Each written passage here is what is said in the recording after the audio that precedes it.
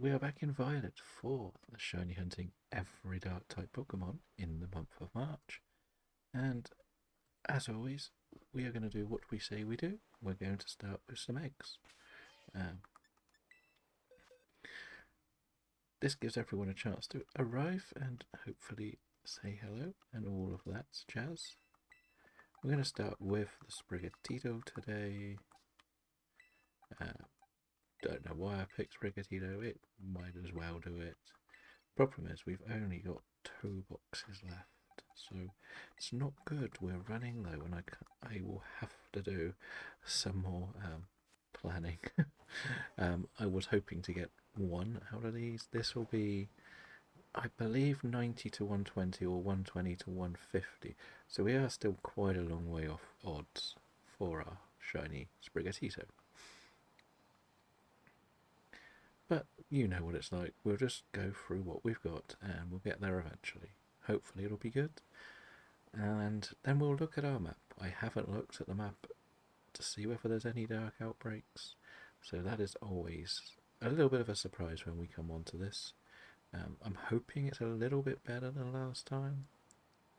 Last time we had low kicks and we did get the shiny, but that was the only thing. That was a dark type that we could have got.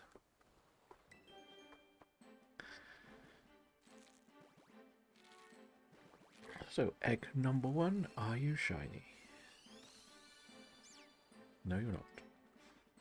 I do think there's going to be a very large selection of wild Sprigatitos in this area after I've released them all. But I was hoping I wouldn't have to do all the breeding stuff again. So hopefully get 1, but I'll have to decide because the next time we're in this game will probably be Sunday, so I've got a couple of days to prepare for it.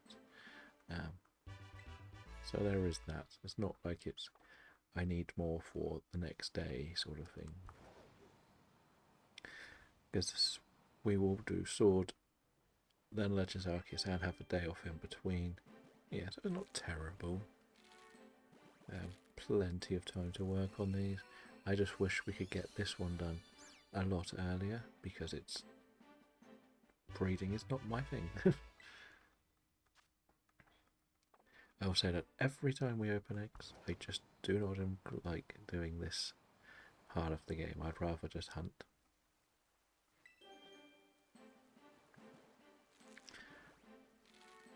It's also one of these where it would be kind of weirdly nice if you could actually carry eggs separately as well as just do the game rather than have to have a team and bounce between and yeah.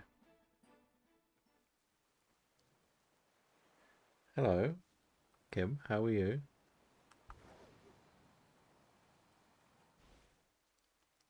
I don't know the actual song that you like, so my music is not great. I am good. I'm just hoping we can get some good numbers today. I really want to get this total way up, but I feel like being on the 19th, we are a little bit behind where I would like to be. But it is because I do have a couple of slower games. Being Sword, which we know has been terrible, we still have 0. But to make it more fun, Nick, it has been released in Pokemon Go, so we know what will happen. I will get the shiny in Go.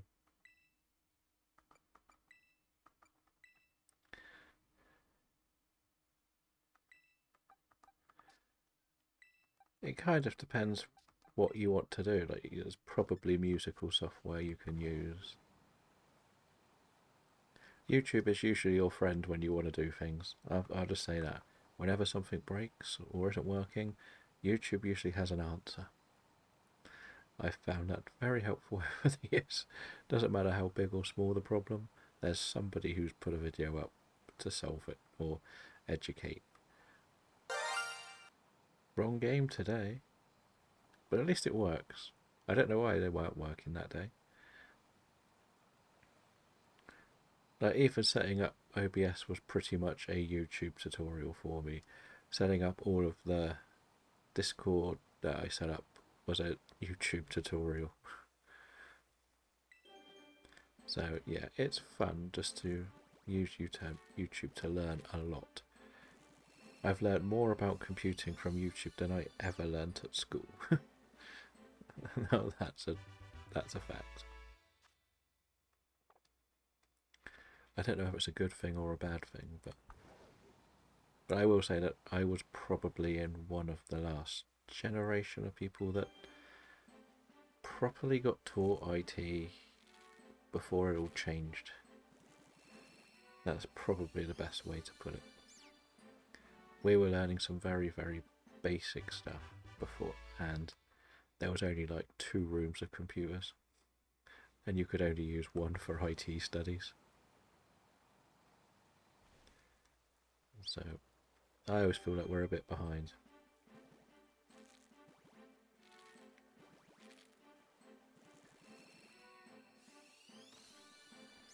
I did like the IT. The problem I had was the GCSE level, so um, I don't understand high school and middle school ages because I only did primary and secondary school. But um, it was, what, year 10 and 11. I was meant to do IT, and my teacher was there for the first term, and I got an A star for my bit of work. It was very good. Then they went off sick for the next 5 terms, and we had a sub teacher and learned absolutely nothing. And I stumbled through and got a C because we just didn't learn anything. Yeah, I should have been much better at it. It's a bit like how I was very good at statistics and maths, but I also had a bad maths teacher. And I don't question their ability as a teacher, they couldn't control a class. So I was in group 2 out of 7, which should have been going for the high test as such, so the one that could have got A to C. But because he was such a bad teacher, everybody fell behind. So we were only allowed to go for the intermediate test. So we could only get B to D, I think, and I got B with my eyes shut. Same with statistics, I got a B in statistics.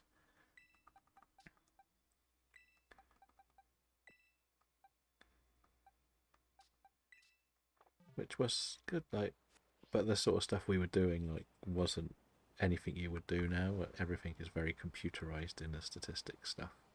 We were counting like word numbers and stuff. But I would have loved to have done more statistical things.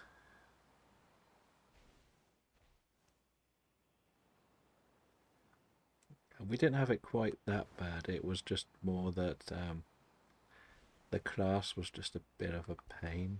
Like, it was a boys' school, so everyone was a bit rowdy anyway. But I always struggled when I did English anyway. But I did get a D, which was the highest I could have got. The graphics was fun. I could do all of the research for my graphics work, but my model making was awful. So I think I averaged a C in that. I got like an A to an A star for the written stuff, and the model was like an F.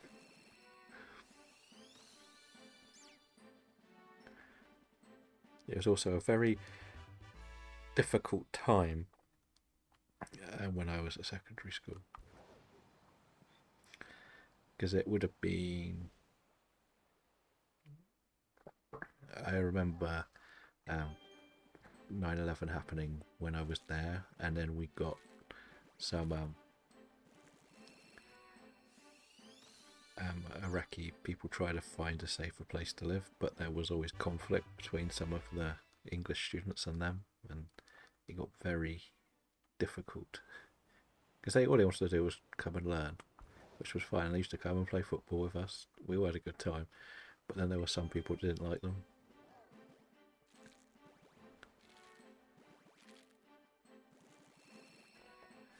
The problem is kids are just mean, and that's the reality. They don't understand that they're mean. They think because people laugh, it's funny because they've seen it in shows, the internet. Like the amount of I don't know if it's something you'll personally watch, but people watch TikToks and YouTube of bullying, pranks, whatever, and they think it's fun, so they'll do it, but they don't realise the whole thing is completely staged. Everybody in prank videos are actors.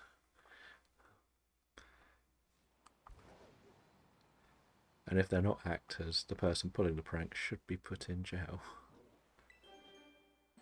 So kids think it's normal, and it's sort of, it goes to a lot of things in life.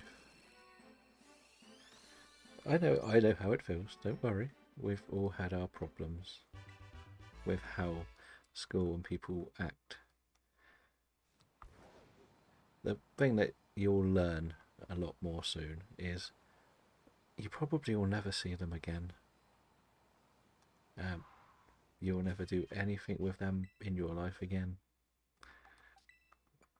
So yes, it was horrible, and yes, it was tough, but you're still standing. You're going to go your direction in your life. You're going to meet people who are going to come and go in a way that you will never understand how big or smaller impact they will have. And not everybody's going to be there, like friendship wise, tomorrow. But if they're there today, that's the ones that are important. And you can look back and there'll be stories you'll have with people that you will never see again. But you'll always have those stories. And they're the things you start bonding with new people.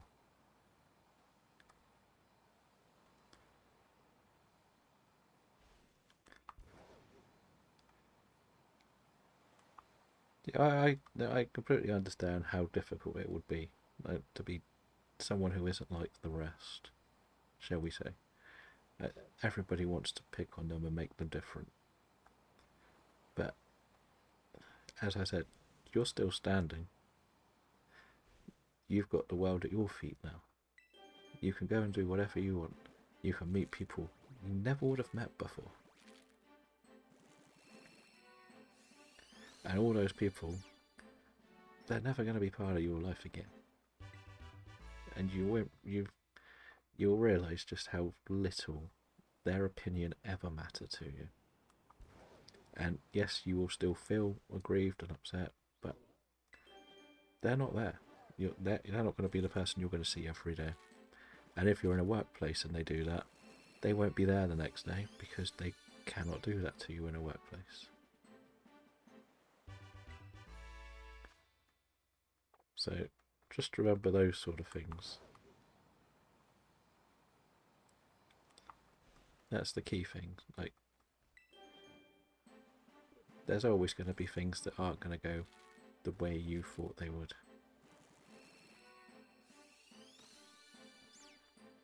But you're already doing things you enjoy outside of that. With the streams that you do, you're out there doing it. You could be just playing that game on your own in a room with no one else there, but you're willing to put yourself out there to meet a few people that will play with you as well.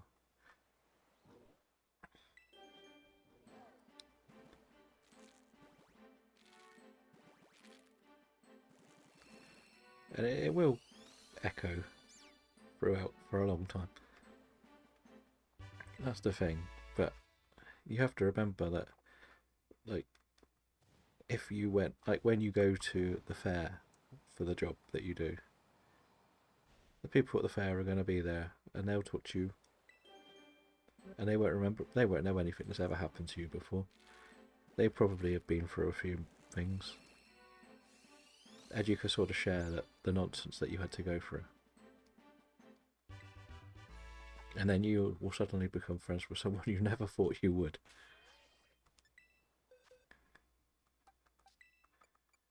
And even if you're only friends for like the summer of that role, there's something that can happen in a conversation that can change a very big perspective of your life that you will never really appreciate and you will never understand until you've had it. So, like the best example for me is, well, they are still one of my closest friends, which is a bit difficult to put into what I'm trying to make the point of. But he got married last year, and at his wedding, the best man said that he met him on a night out for a few drinks with through a mutual friend, and he was having a tough time. And they just walked home one night and just chatted for hours and hours and hours. Like, they didn't know each other. Like, it was just their friendship talk, nothing else. And the point is that person changed that guy's life. Like, they don't see each other very much because he's worked all over the world now and doesn't live in the same town, but they can talk and message now. But that one conversation put them closer than anybody else has ever done before. So much so that someone that they met in what, late teens, early 20s became the best man at their wedding. And I've had the same sort of experience with that person. Went on a few nights out, not as the person who was friends of friends, and then suddenly we just sat drinking and talking absolute nonsense about problems. And we still do. And when you find people like that, you know that you're willing to go and see them every day, or message them, or do whatever. Like, go and do things you're not that interested in. Of all the people I went to school with, I talk to one every day, pretty much, because he doesn't live in the same town. We just talk nonsense, football, and a few other things we like. Um, and one other guy who's I see every now and then. Otherwise, I've seen one other person I went to school with this year, which is someone I can message, but I never spoke to them at school. It's a strange one. We were never friends. We were just there, and we met and became friends through someone else completely out of nowhere. So that's what I'm trying to get to the point. Is just because it is horrible and was horrible doesn't mean it's always going to be horrible. And that's the biggest thing you should learn from life is there will be bad days, there will be good days. Don't let the bad days control you.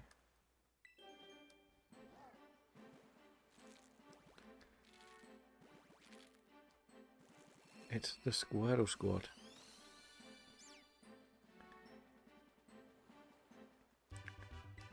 Use all of the Squirtles except my Squirtle.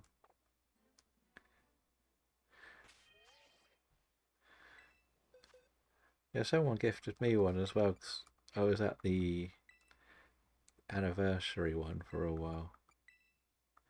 I had played some Jackbox with Sarah and Wolfie, which was quite fun. I won both games. Don't know how. Didn't know how I was playing it, but we played a couple of rounds of Jackbox. Because I know that's what Dan's eyeing up for his drinking game. So I thought I wanted to see what it was like playing it because I had never played it. It is entertaining. I think it's one of those where I think you can only have X amount of people playing, which may cause problems. But then if he knows that up front, he might put it up so team one will be this people and team two will be this people. So yeah, it'll be a fun one. But I agree with some of the others that Fall Guys is getting a little bit boring. Not like our community side of it, is we always seem to get a couple of randos turn up and just destroy everyone, and it's just not very fun. Like, I don't mind if I lose to like you or Dan or Em or Eggy or whoever is playing, but when you get a complete random, it's a bit annoying.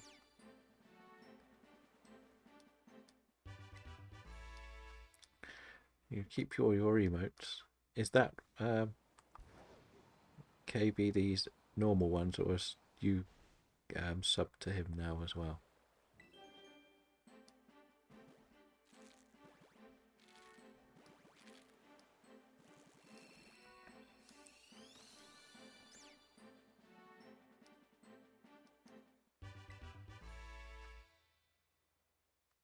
Fair enough. I don't think I'll end up with any emotes like that.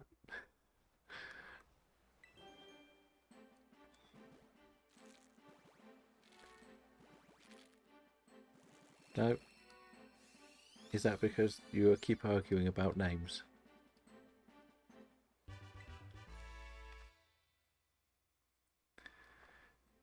I believe it was Shiri who actually gifted me a sub to him. So I am subbed at the moment. But as I said before, a lot of my subbing, I wait for someone to be around for long enough.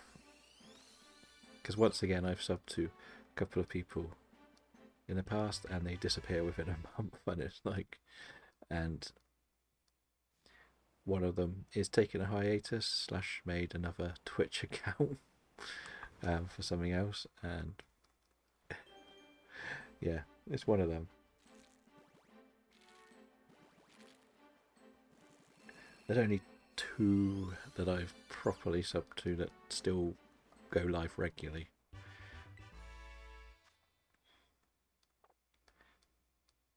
It's a little bit frustrating, to say the least. That is actually it for our eggs. We got 0 again. No shiny Sprigatitos. Bad times. Though I don't know many songs. Music is not my thing, really. It's mainly because, like, the last job we had, there was like a knockoff radio which only had like 6 songs on repeat, so music just sort of became annoying and boring.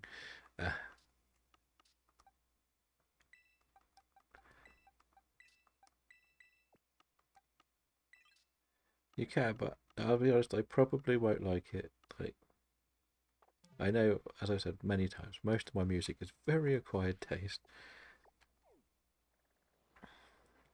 And as I've said, it doesn't really matter what I like as long as you like what you like. Okay, let's see. Is there anything that's a dark type on the map?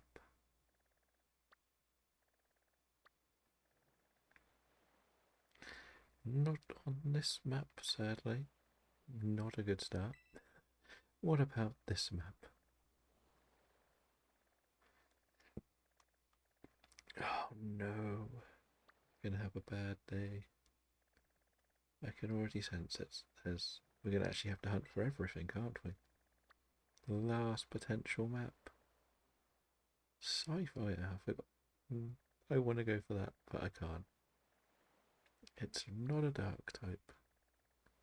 Really, I've got no dark types to pick from. And I've got 2 outbreaks in here, which is going to make this really difficult. Let's get the guide up, see what we've got left. We've got to think of a place where there's only 1. Now, we're going to maybe have a look at Kitakami and see if there's any dark types there.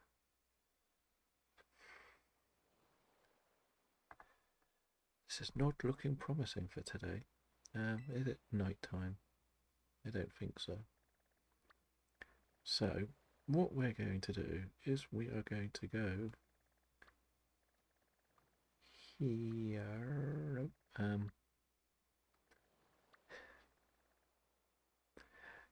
This is very frustrating. Which is going to be best? We could go for the Hound Hours again. We've tried that once already. We've got Scraggy, which isn't terrible actually for the other map. I wanted to go for the Impudent, but that's the problem. There's not a good spot for them. Everything sort of blends into something else in this map. We're going to go and try and get our second Nuzleaf, I think, first. We'll keep it with a dark sandwich, and then what we'll do is then go and see what's the weather conditions. If it's nighttime, of course we'll go for Pucciana, which it is. So we may go for Pucciana first. But it looks like Well, we'll see. Okay, thank you. I will listen to it later. We need a smoked fillet.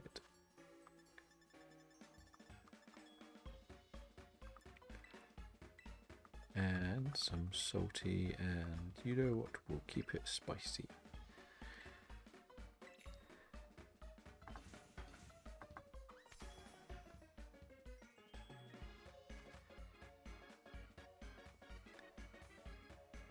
What, the one or the heart?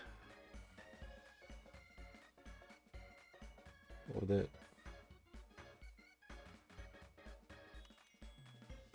Otherwise, no, I haven't noticed.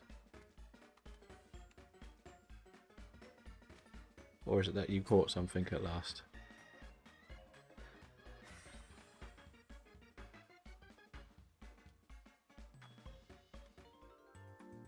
I'm not sure what I'm looking at. Oh, so they have updated it all. Morning, Wolfie. How are you today? Hopefully we might get some shinies today. Was that you that arranged to have the name changed, or just slowly updated? I am good, really. Hopefully you're not too sleepy, and you can cheer for our shinies. If we get any, that is. It looks like it's nearly morning, so I'm not going to go over to the dogs yet. Because by the time I get there, I'll have to come back here. So we've already sort of done this one once or twice, so this would be one that does fully evolve, which is good and bad at the same time. And the one problem is we're a bit too close to a Poliwag outbreak.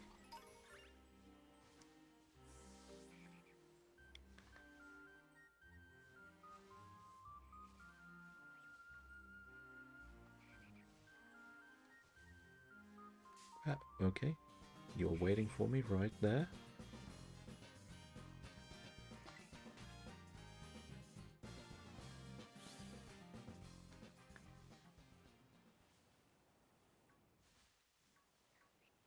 I don't think he actually deliberately goes for the walls. I think the walls just come for him, don't they? I think that's how the game works.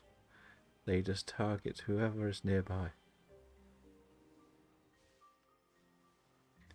Those feral zombies cause all the problems, don't they? So we actually know that this is sort of more of an orangey colour.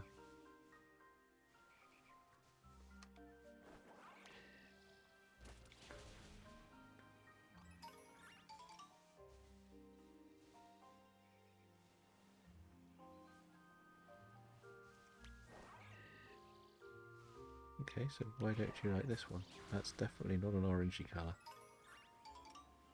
Breloom is really slacking at the moment. Doesn't want to do what it's been asked to do. Should be obeying me on everything. It's called Old Reliable.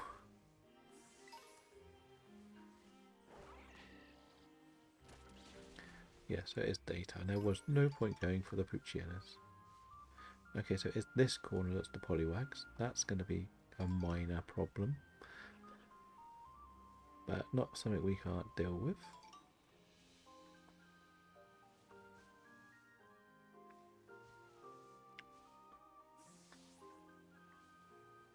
Does that mean that you can fly now in Minecraft or not?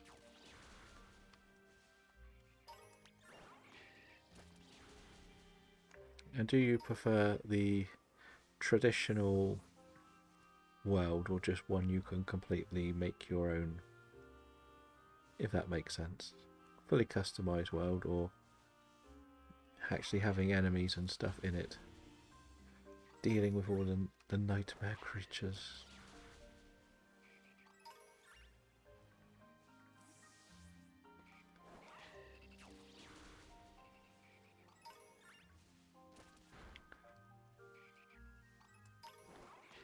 Oh.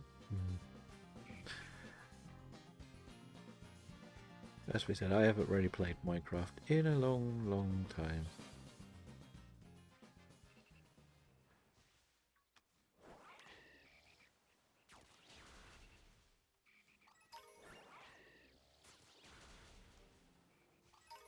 Well, we'll find out today what he does.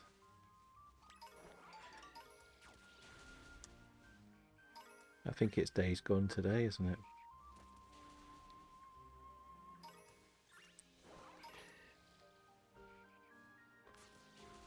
Hopefully it won't be too many, but I don't know how close he is to the end of the game.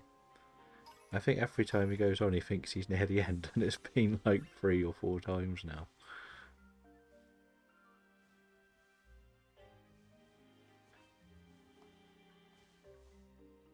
So it's more of a proper game as such that you're just building, rather than a default world. Because as we said, like, the core story in Minecraft, or what the game is very simple. But the customization is what makes it so special, isn't it, really? We've seen speedrunners complete the game in, what, 10 minutes? If they get the right seeds and everything.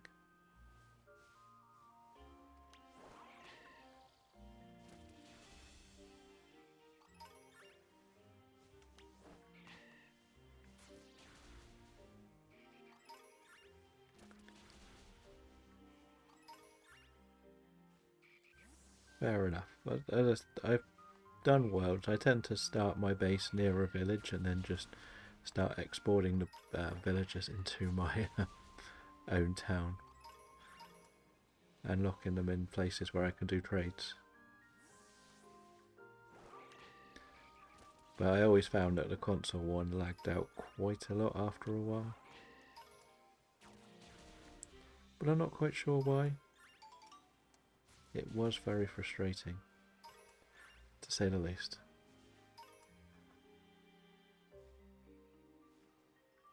Yeah, a proper world, or one that you just have the... Because you can do like a default world or such, can't you, where you can customize and just fly and build, don't need to mine as such, you just get all the items.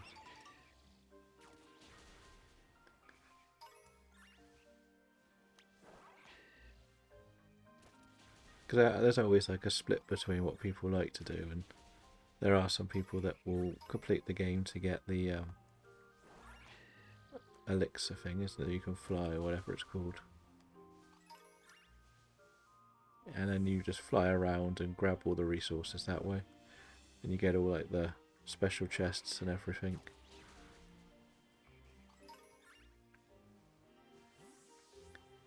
But I never got that far into the game.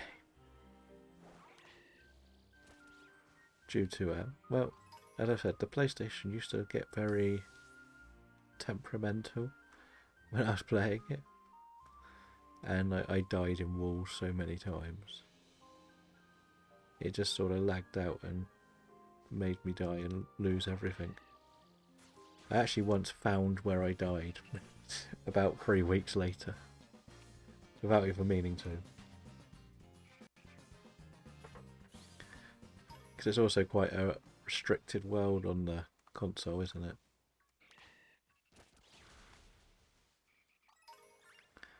Which was a little bit annoying because I always kept finding the edge of the maps. I was trying to build out the map once I figured out how to do maps, and I kept finding the end. I'd be like, what's going on here? Why can't I go any further? I can see there's more there, but you won't let me through. So that was a bit annoying, but that's why I haven't decided to upgrade it onto anything else. Like, I know it is available on the Switch, but I imagine it's going to be very restrictive on the Switch, considering the Switch 2 is meant to be about the power of a PS4. I can't imagine it's going to have much to handle. Something as big as Minecraft. But apparently my laptop could play it, but I don't really have controllers for it. And I'm definitely not a keyboard and mouse player. I hate playing the simulator games with a keyboard and mouse. So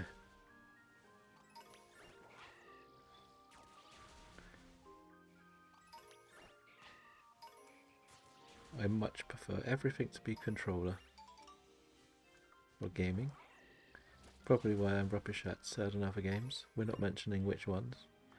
But usually one begins with an F. And I usually die first in all the custom games. Or I'm the last one to die because I can't do anything. The comedy is the fact that every time I do those custom games, I'm actually unlocking another bit of the map.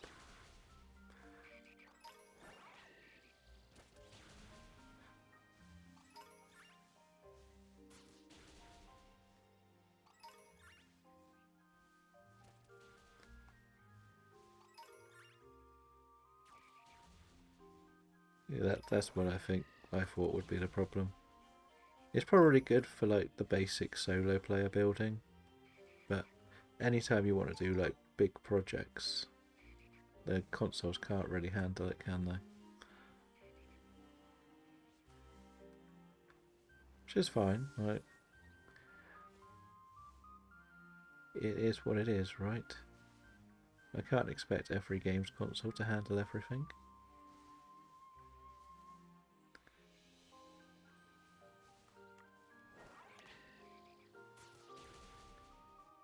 I used to just like the exploring and discovering the bits in the world more than most, and working my way around. I wasn't the biggest fan of dealing with all the enemies.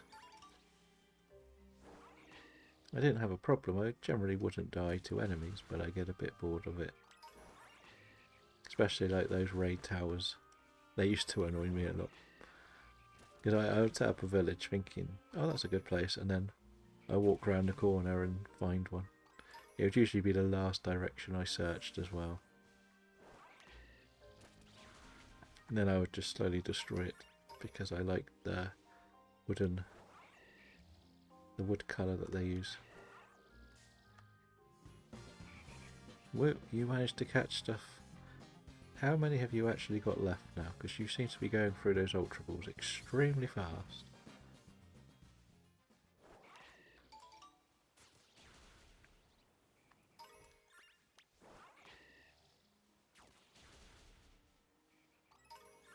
Nuzleaf. Why? I spent so much time looking for these Nuzleafs over the last couple of months. It's been crazy. What are you? You're not a Nuzleaf or a Dark type. Why are you sat there?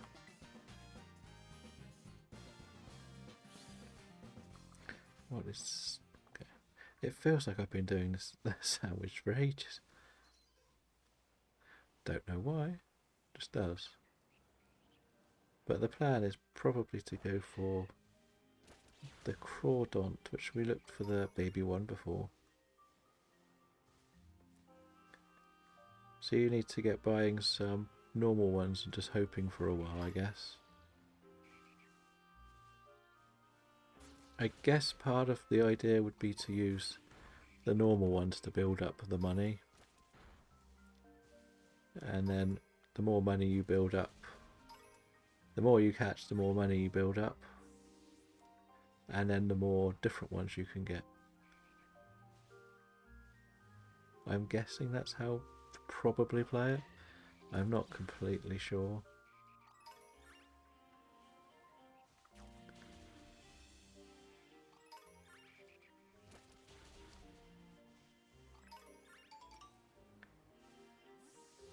Because when you looked at like my total, I barely played it to be honest. But I've got a lot of money in the game, and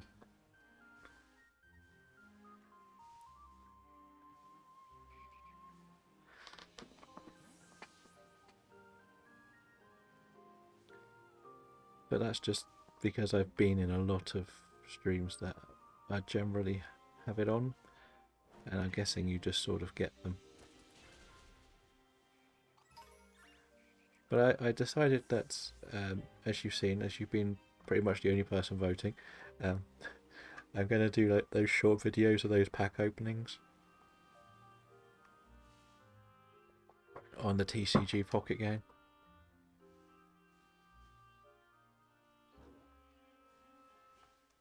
Fair enough. Thank you for the information. I told you there would be an instruction in game.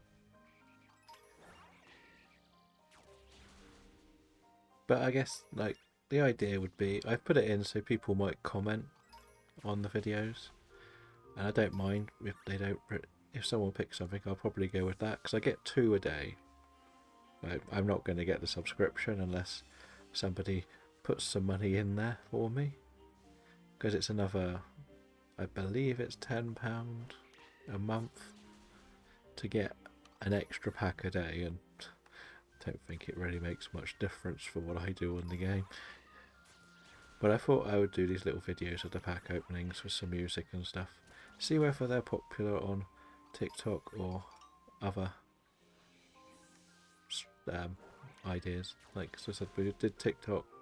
I put them on Instagram, and they are going to start going up on YouTube as shorts as well, which is the main reason why I decided to take all of the pings off. Because you already get a ping for every YouTube, and it's like, that's too many. Considering we do sometimes 2 a day, I don't want 3 a day, I don't want one for every TikTok. It's not really fair. It's fine for this because you kind of need the people to come and watch, but when it's that, they can go in there and look eventually, and if they see it, they see it. I treat it as if how I like it. Like, I don't like getting pings when there's new videos up, or free pings for free things that are the same. I get a little bit annoyed. So that's why I've done it that way. I don't like it. I don't want everyone else to have to deal with the things I don't like. But they're all going to go in those channels still, like when they go live. So it's not like it's not going to be able to see. But we should start trying to push the Discord a little bit more. Because at the end of the day, most of the people that have come in are generally in other ones already. And it's all like the same group, which is nice. But I don't think many of them really like Pokemon that much.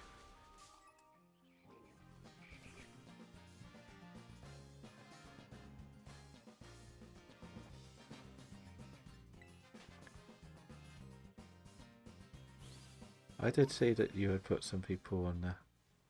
I was going to look at it, but I actually have moved away from the ping cord one. So I've got stream cord, which pretty much says on the title what it is. But the only bot I plan on using is the Sapphire one now. Which seems like it's a lot better than the ping cord one. Does a lot more of what I wanted. So like it has that role designator. Has like better welcoming setups instead of getting another bot for the welcomes. But and I watched somebody build a Discord from scratch, and that's how we rebranded it a bit more.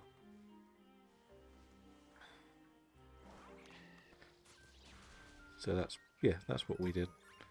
That was like a full afternoon building a Discord. Now we need to build a big audience, right?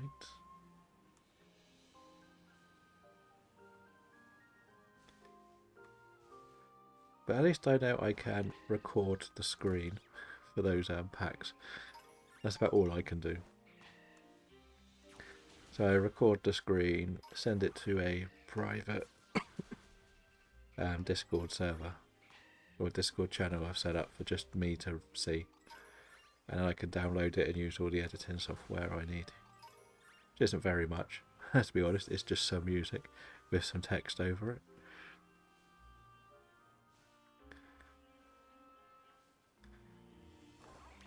But it works for what we are doing.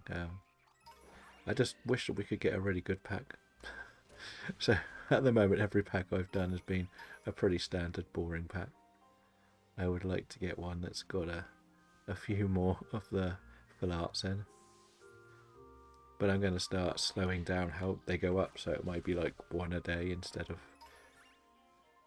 I think I'm penciling them all in to go live at 3 o'clock in the afternoon. I think I picked for all of the pack openings, so I can record, take my time to edit, and then get a bit ahead with scheduling. But that's the one thing I'm good at, is planning. I plan so far ahead with my videos, writing and stuff. Even like the film websites has stuff that is scheduled to go up next year already on there, just because of certain projects I do. But then, for example, like next week isn't ready yet. Because I keep 2 days for absolute brand new things. And the rest is sort of random, depending on what's coming up. But when it comes to most of whatever we're doing, all of these VODs are going live at 9 o'clock in the morning at starting the 1st of April. All bar the one I forgot to record, but nothing happened in it, so it's not a problem. Luckily. Otherwise I would have had to download it, but it was one of the Sword and Shield ones, which we didn't really enjoy.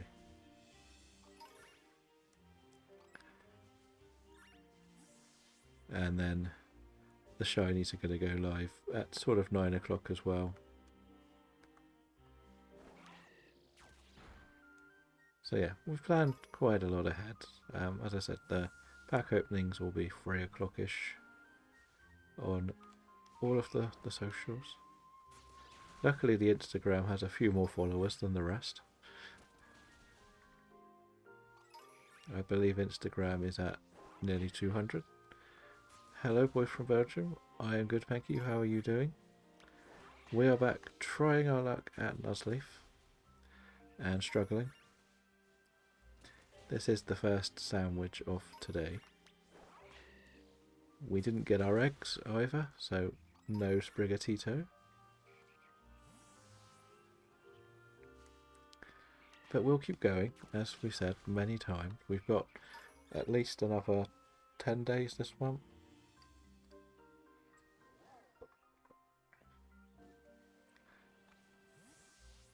So we just keep going and keep building. It's not helpful that the lighting is very misleading here. Even though I know the shiny.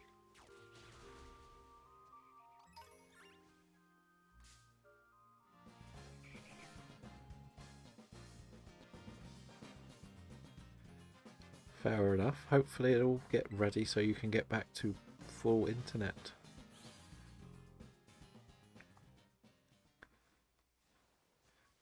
And then you can get everything you have been losing out on as such.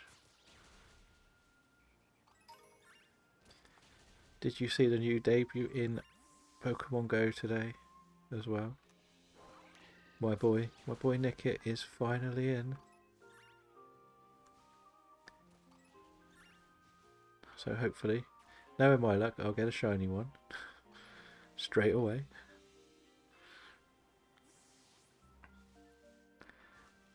But yeah, it's sort of a water dark event, I believe. Like there's one where you've got to get like Sneasel, Nickit, and then there's another one that's like water dark, so Crawdon and stuff like that. I'm not completely sure what the event's meant to be for the week, but it's on. It started at, I don't know if the events start at 10 AM local time or just generally wherever it is in America. So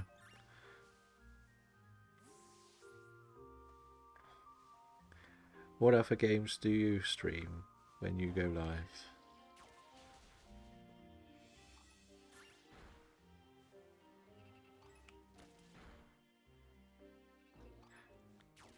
It's funny because I managed to go for my go walk and I got home just before 10 and missed out on everything. Because there's one like go and spin some stops and it was like, oh.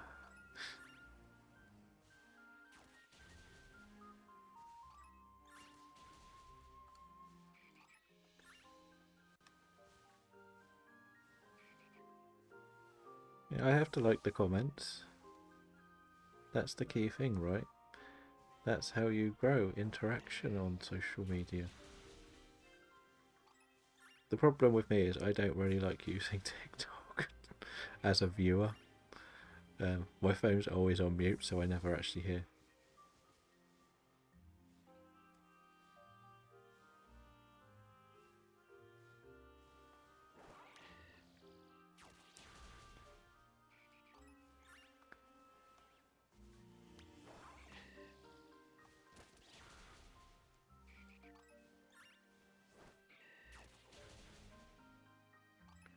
Well, we know we've got some Fortnite fans here.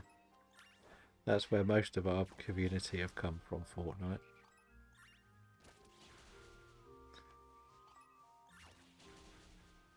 Or in some way or other.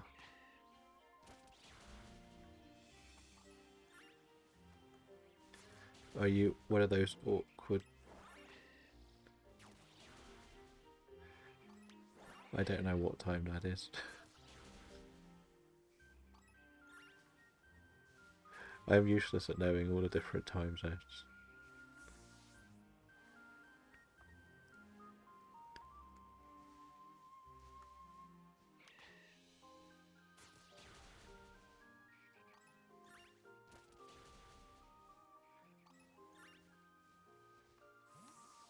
Sheninja's one of my very, very few Pokemon Go flexes. It's one of the ones I actually got a shiny Sheninja.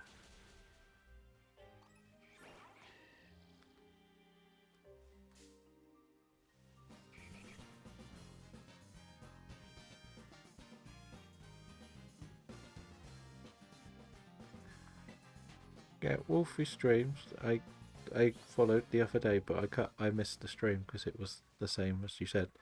It's the bad time for us.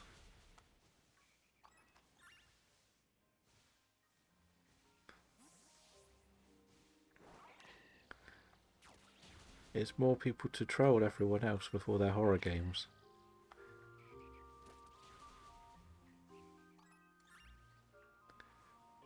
But that's the good and bad thing about having streamer friends from around the world. They could always be on at a different time. So like a lot of our UK ones like to do UK evening times because they get a bit of the American audience as well as the UK audience.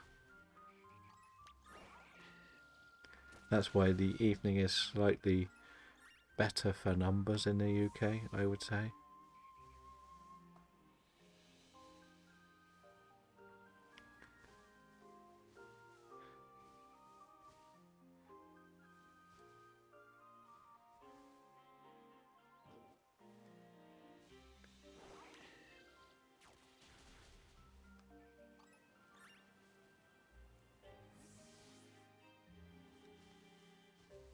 I still don't actually know what time that was. Like, as I say, I get so confused with the time zones.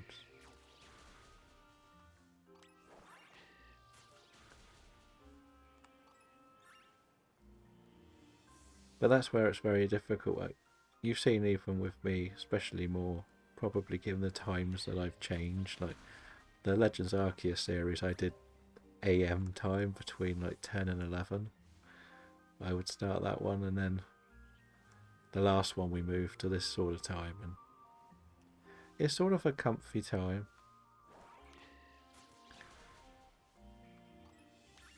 Because there's a little bit less competition.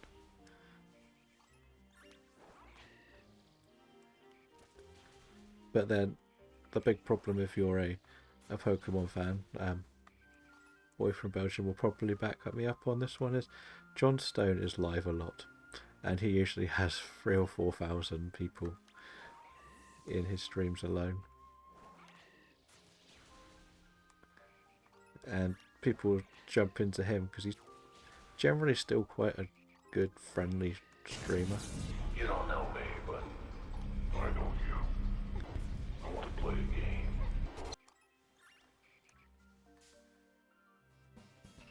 And elsewhere, you sort of have, for the UK audience, you have Brian was taken, generally does 12 till 5 or 6. Tiller from America does about 12 till 4. And they generally can have a big audience.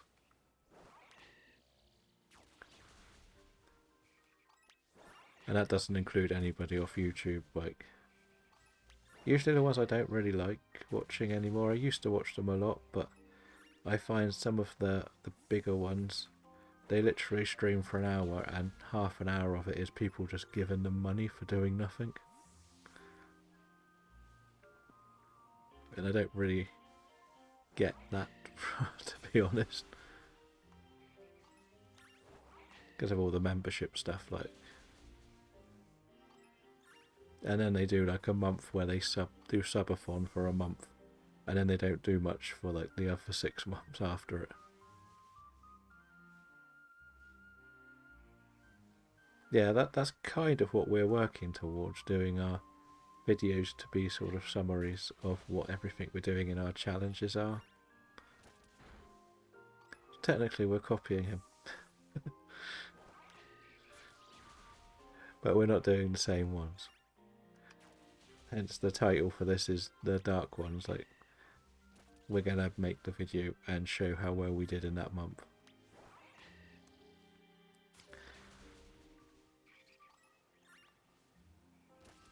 But it's also the way he streams, he's very welcoming and calm, and he also appeals to parents to let watch because he isn't a swearer or anything, he's very PG. Good luck with getting that fixed. Hopefully it'll be up and running soon, and then we can come and watch you on a stream. Is that sandwich finished already? Wow. We didn't get one. I thought for sure we would get one.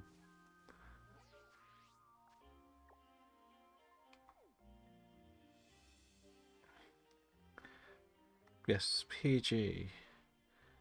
Thing is, sometimes streaming is down to like how parents are very restrictive, because like for example you look at Dan streams, they'll have a warning to say it's not PG or something along those lines, which just allows him to swear here and there, shall we say. But there are some people, if it's set up by a parent for anyone younger, it'll be restricted. So you can't, like, the main like Pokemon community that I came from before,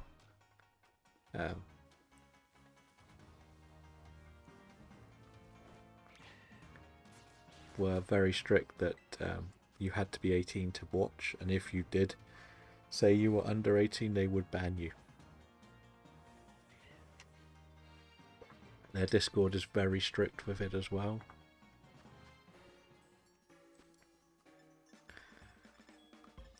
And it's more for protection. As we said, there's been some creepy people in the past.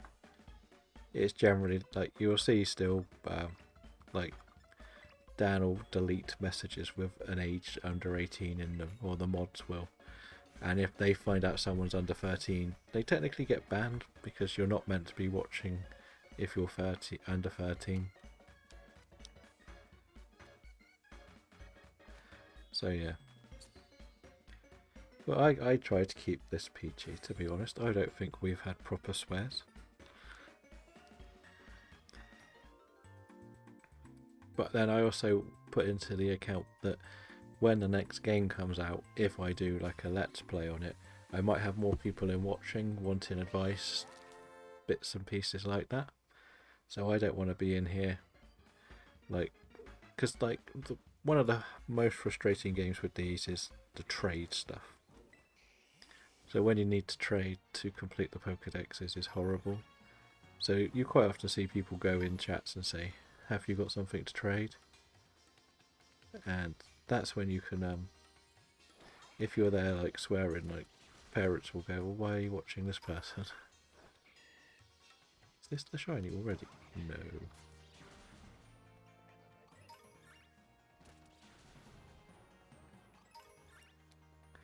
Oh no.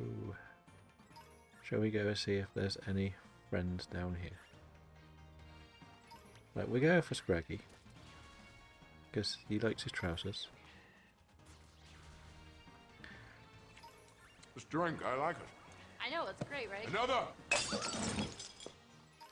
Okay, thank you for the hydrate.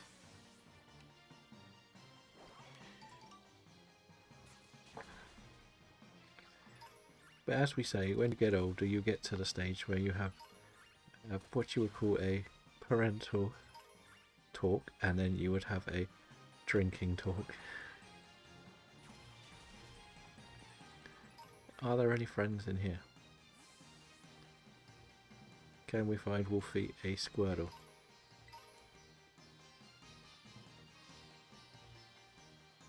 There we go, there's a Squirtle. No, it's Sarah that wants the Squirtles, isn't it? Wolfie wants the Pikachus. So if Sarah comes in, we can say that we did see a Squirtle, but they missed it. Anyway, back to our Scraggies. I would like to go to the area without the grass.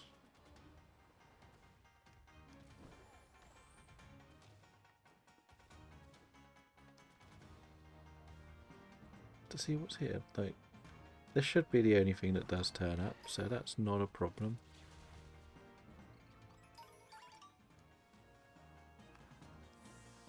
We'll have to get Pikachu on the next one, because Pikachu isn't on this map, sadly.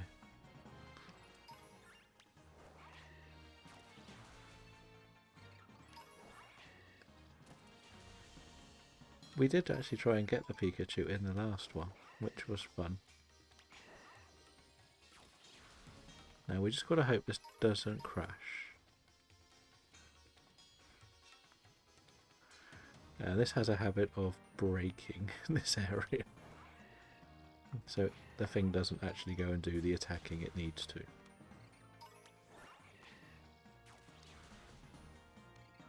And I think it's more of like a brighter yellow. Not that colour yellow. But Scraggy, I've had one in Go before. It's one of those that eludes me a lot.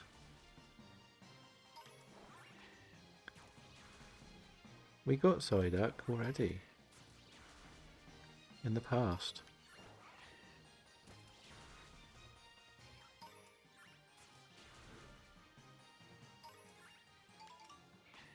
Everyone always names Scraggy trousers.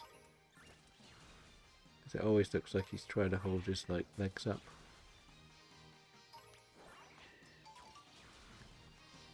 Don't want that wet. Oh, no. Okay, we'll say hello to you first. See what you've got to say for yourself. You're not shiny, so we don't care.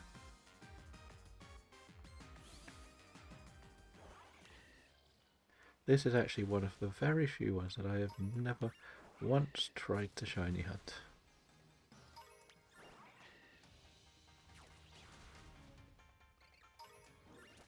I tend not to name most of my Pokemon. The main reason I never used to name them was so I remember what they're actually called. But if we do a Nuzlocke, we would probably name things. That's the best way I can put it.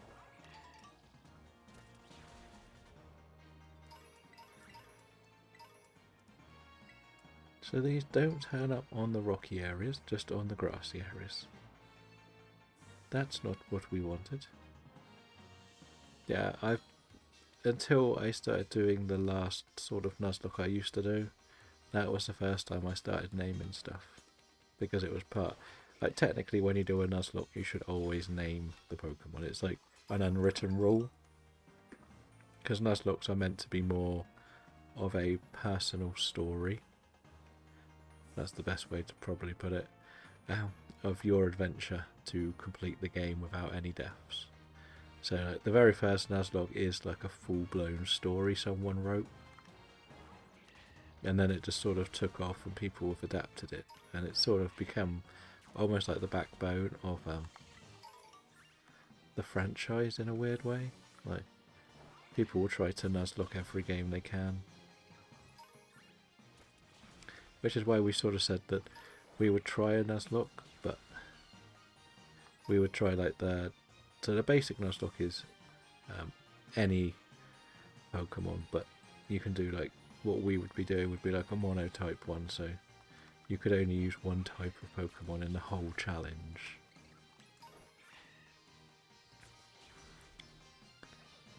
They are fun. Like, there's also like a challenge community of people that the first person that can complete the game with like very strict rules and everything. Just that it's good. I won't lie, but I've never really tried a mono one. I tried Wonderlock, which was quite a lot of fun. But everyone sort of has their own little spin on Nuzlocks, which is what makes them quite fun now. So it isn't just the story of somebody trying to complete a game. It's their adventure of meeting the Pokemon, how the Pokemon could come in clutch when you didn't expect it to. Because at the end of the day, it is difficult if you put the strict like level cap rules on and all that. But the core gameplay is still the same. Like the big plus with just Pokemon in general is you can play the game how you want. You're never going to affect anyone else's game, whatever you do. But people put the Nuzlocke rules in just to challenge themselves. I've mentioned before I've tried Nuzlocking randomised Radical Red, which was a lot of pain and suffering. Probably one of the hardest games to do, especially with Nuzlocke rules. But it's a ROM hack, so it's not even a real game. Because at the end of the day, the core story is based for younger people. Did not know this was that big a cliff. I'm really struggling to get these shinies today, aren't I? This is a big grassy area that's not got too much space. Let's try here. What's in this cave? Nothing much. I did not know this cave was here, I'll be honest. Again, another thing we didn't know was around. Yeah, so I've tried Radical Red, but I've never got further than the 5th gym. Sums up just how difficult it is compared to playing it base game. Base game, you can always find some form of strat to beat something. It's why I enjoyed doing the Soul Link and I enjoyed the old Nuzlocke I was doing.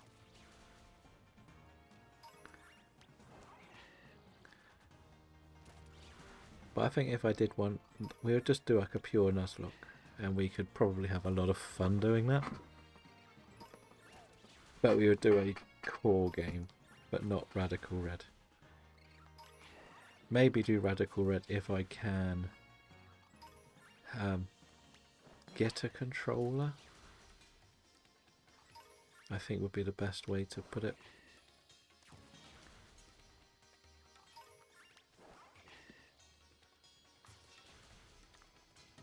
I don't really like playing the games with keyboard or mouse, and to stream them with keyboard and mouse, or keyboard for the most part of these games, can be difficult, shall we say. Because the keyboard is literally right next to the microphone and you'll just hear me button bash.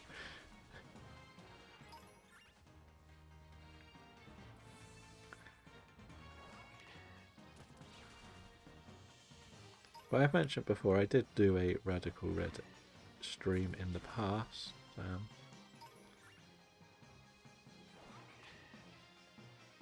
But I only ever did one because I was doing it because it was difficult I wanted to see if I could, again, a lot of the problems I have with gaming now is I tend not to enjoy any accomplishments I can do on my own. It's a weird one. I prefer to share my journeys nowadays compared to what I used to do.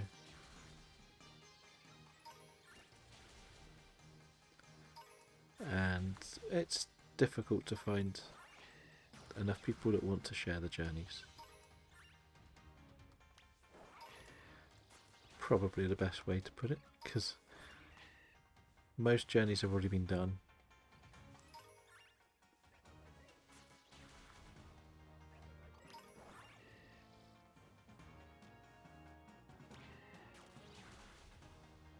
But I am saying I am disappointed we have not got a single shiny yet.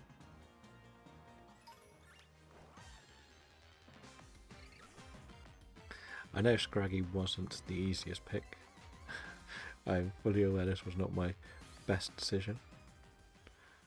But it's enough one we had to go for eventually, so I thought it would be okay.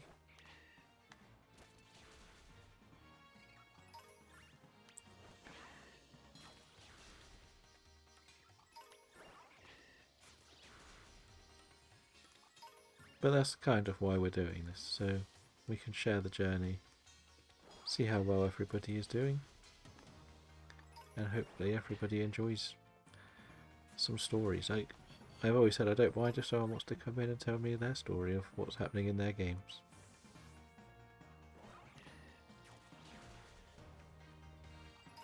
There's no harm in it.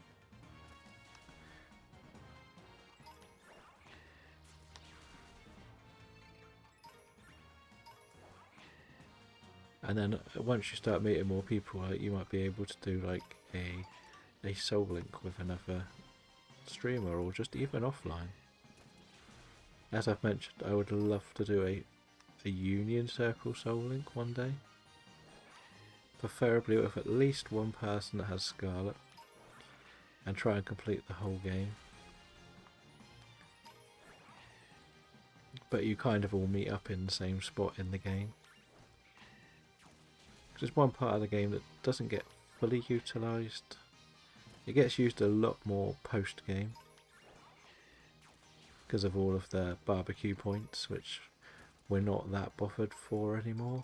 But when because you need barbecue points to unlock stuff, you kind of want to do more.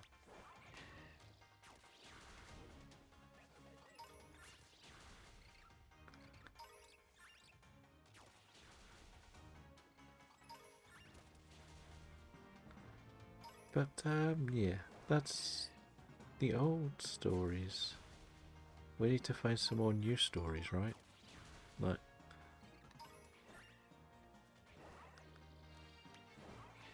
hello, Scrafty's come after me, and you're not shiny.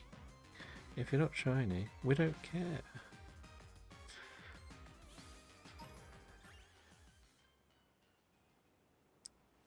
Because as I said, the one problem is shiny hunting can get a little bit boring. Both to play and to watch, because you'd rather have the stories to go around shiny hunting. And if you're doing a Nuzlocke, there's always like a little bit of planning and strategic moments being put together. That's what's really fun about them.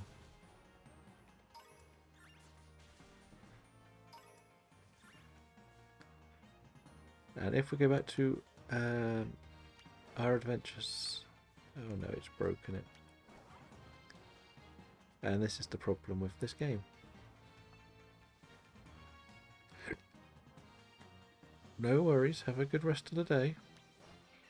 Well, as I said, we'll probably see you in somebody's stream later. We're always around somebody's, aren't we? But we've got the bit where the game has crashed and stopped working properly. Yeah. This happens when you do these attack things on this map. It happens too often. Very frustrating bug. So because this has happened, I'm moving away from Scraggy for a while. I'm going to go and do one we know is easy enough to see. We're going to try and get our second Inkay.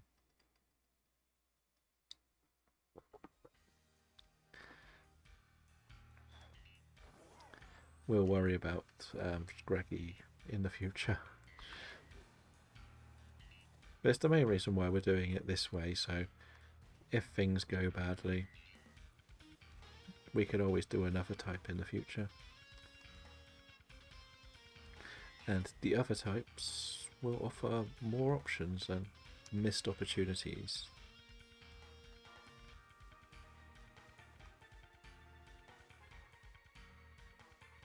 We can bring all of the Wolf Guardians together later tonight.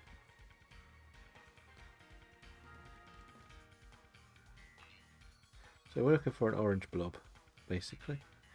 We got one already, but we would like the evolution. Yeah, but we can't do that live. That's the one Pokemon we 100% cannot evolve live due to the silliness of how you evolve it. You have to turn your Switch upside down and level it up. Okay, it's a thing that was around. Like, I get it. They wanted to try some more user-friendly ideas, I guess. Let's not remember or forget that these are based on originally handheld. Switch is still technically a handheld console, but you can't record it in handheld, sadly. Well, you can record the screen, I guess, but then I've got to figure out how to do all the rest. I ain't that smart.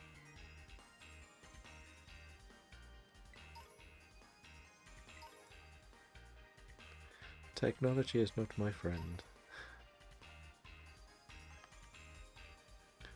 But little Inkay, we know you can be shiny because we've seen you before.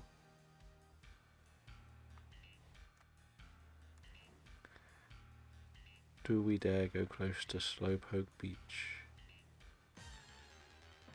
and see if we get a Slowpoke? It's not a dark type, but it is something we want. And we've searched this beach for so long for this one Pokemon. We've done all of the sandwiches for our odds. We've done everything we can, and it never turns up shiny. But there's actually a massive mass outbreak. We're only going to fly by. We're not going to search. Okay. Our drive-by was safe. We didn't see one. We'll carry on looking for our orange blobs.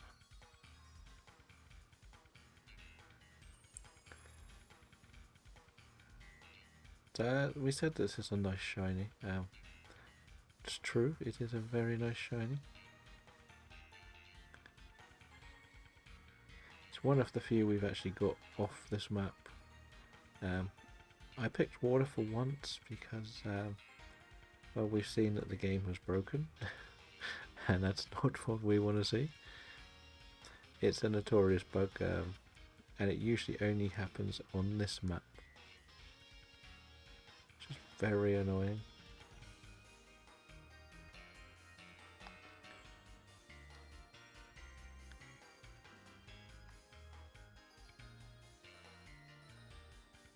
Ooh, Lantern, what are you doing there? I didn't even know they were that in the wild on this bit of the map. You're not an orange blob. So this is the bit that is why I don't like shiny hunting as much as I probably should. We're surfing around this whole map and we're not seeing anything.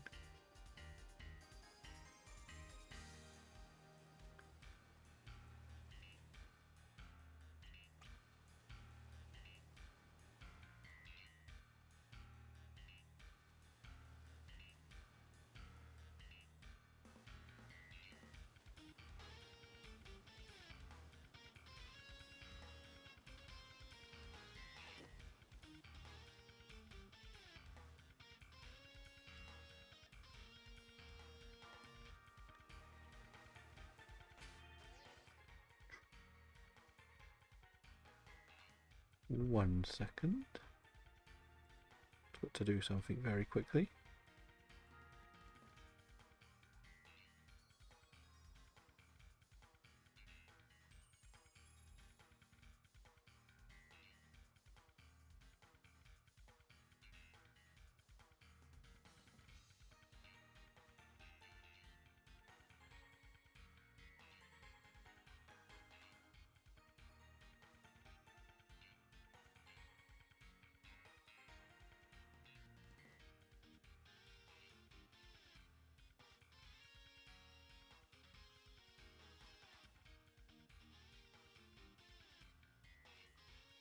Okay, we're back. Sorry about that.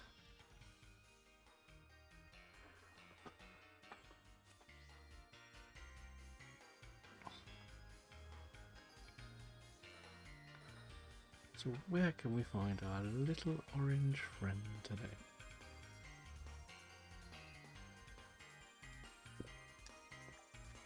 We still have time. Getting confused why we see non-orange friends.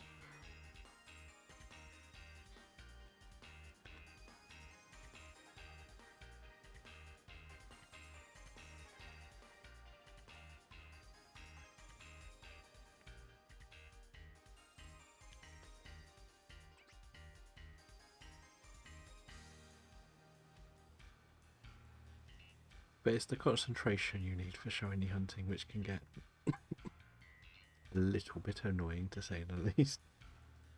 Especially in this game. Welcome back. Hopefully it's all working for you now. Sadly we don't have any shinies and we managed to break the game. We've got that glitch where the Let's Go ones.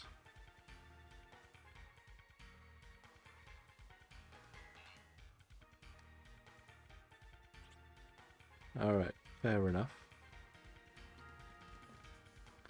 Yeah, we have that problem where when you do the Let's Go it sort of glitches on here and it's a bit... we were going for Scraggy or Scrafty, whichever one. And, well, it broke in the middle of that so I can no longer do the Let's Go function. I know it sort of fixes if you go to the other maps, but I thought we'll just come and have a look at the NKs. We need one more. They're not bad to look for, and we don't need to do Let's Go feature on them.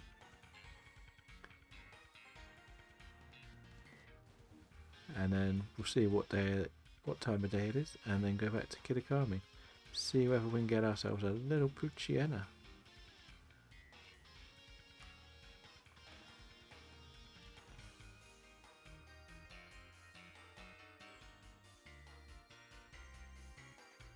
Well, good luck with it then.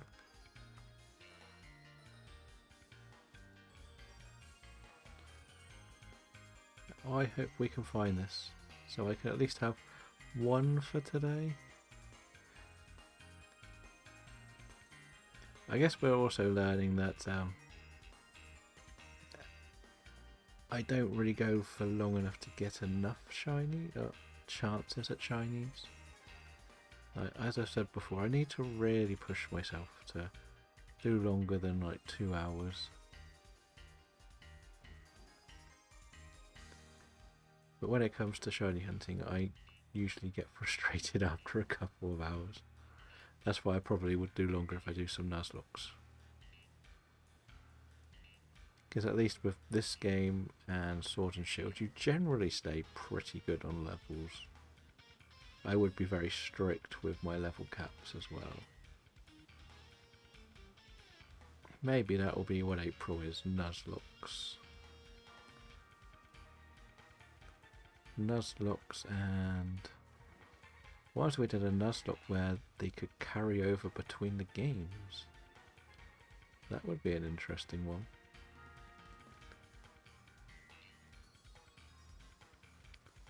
So if we were playing Sword, and we did what we said, like a dark type only one,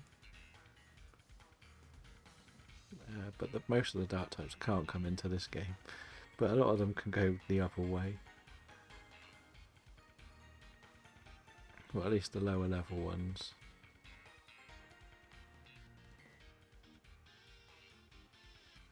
I don't know. But maybe we could do some other things. We've said that we're going to focus on trying to see what Champions is like, which might be quite fun. I've also got my showdown random battle thing that I'm in. I lost the first one, 2-1. So I've got my draw for round 2. I'll see whether I can do better this time.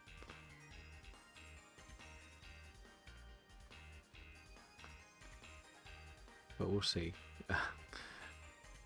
I was pretty unlucky, to be honest, in the third match at least. There was a lot of very close battles. I think I got paralysed, and I think I got paralysed 7-8 times in a row. It was crazy how many times they got it. But those couldn't really hit their strongest Pokemon. We had no power, no defense. Well, we had bulky things, but they just kept paralysing us.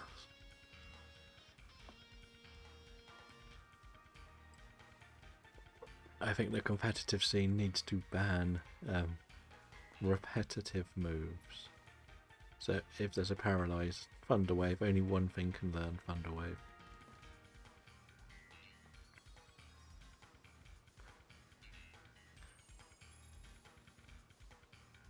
I'm getting drowsy playing this game already. What's going on? I think I'm going to have to throw a bit of a Hail Mary onto the last sandwich, aren't I? And just take the chance of Tag Tree Thicket.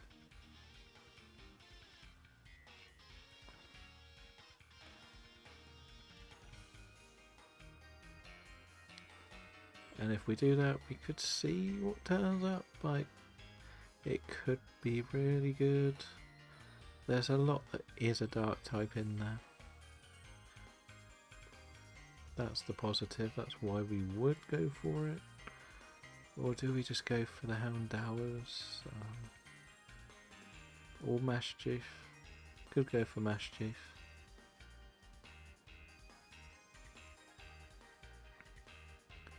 But I'm really starting to think this game has decided it doesn't like me anymore.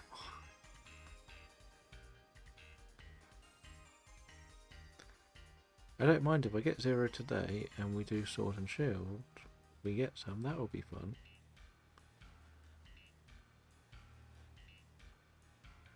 But I'm not holding my breath with that game. I know how much it hates me too. Just one little orange squid, please. And we have, what, 1 minute left. We've done quite well with like the last minutes of stuff for shinies in this randomly. Of all of the time we get it, it's always seemingly the last minute. So we'll try our luck again and see what appears. But it's looking like a no. It's a no.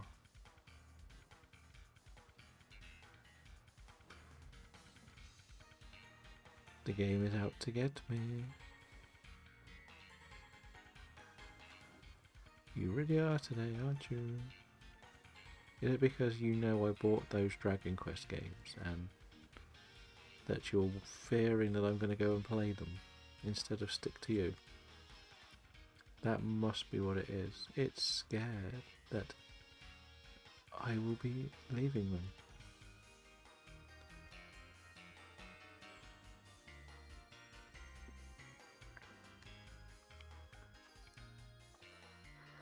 "30 seconds left. Let's see if we get that last minute luck again, or whether we're facing another day of despair on this game."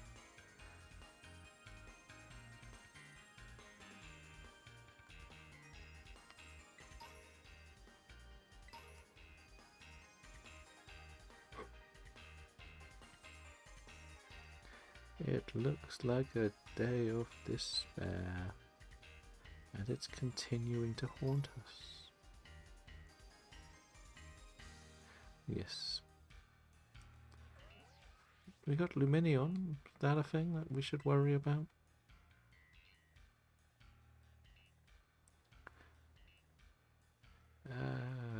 Let's go here a minute.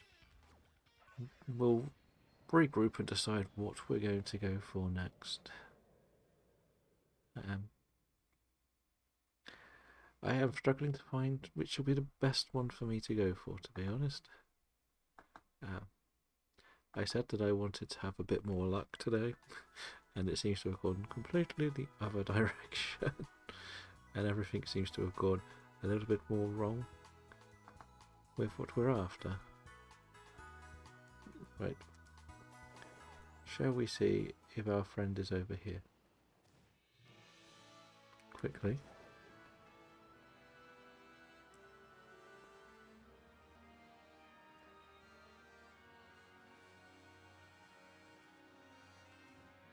See whether we can find the mascot. It's usually down here somewhere.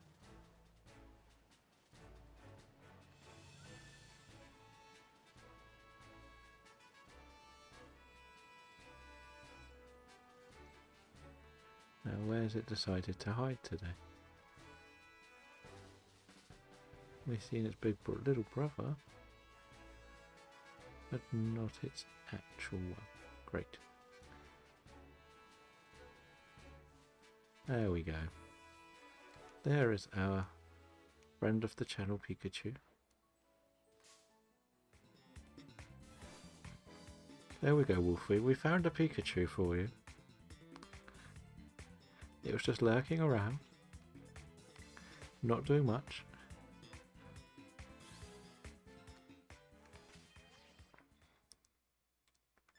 So let's see if this fixes this bug. It's done it in the past. Okay, now we can swap back to Breloom. Now, hopefully you'll work. Go and just knock out Bonsly. Okay. So we're not sure whether this is going to work. Is it actually night time in Kirakami? I know I want to go for the Poochyena, but there's no point going unless it's night time.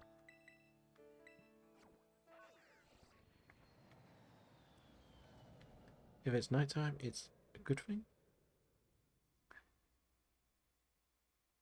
I never know whether the clocks are synced. Oh, it looks like night time, so let's get our picnic set up and look for a Poochyena. We got the Mightyena already. It pretty much sums up a lot of my random luck, where I have been getting a lot of the final evolution before the baby version.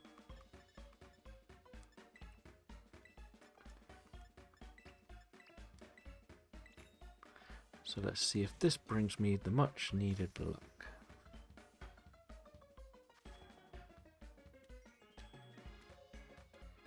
Now, there is enough to pivot around in this area. Like, we can go to the Timeless Woods and also Infernal Pass, or we could go back for more Nuzleaf struggles. They're all options that we can use. But to say if we finish today with 0, I'd be very disappointed. The other thing I could also go for is the Murkrow in this game. Knock it out quickly. So it's one, then we would literally only be going back in PLA for one thing. Today is 0 shinies. Sadly. We only got one yesterday as well, but we were in PLA. And we're very limited on numbers. I know that there is an outbreak here, which is a bit annoying. If one of them turns out to be shiny, we know our luck's out today, really, don't we?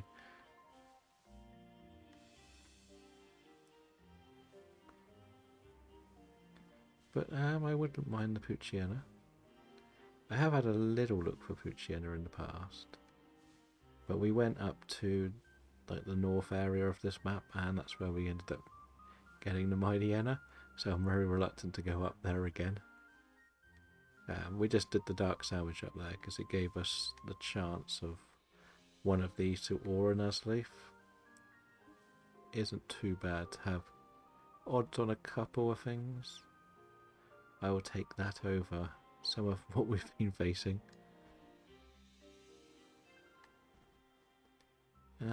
But we're looking for this little gold dog. Where is our gold dog?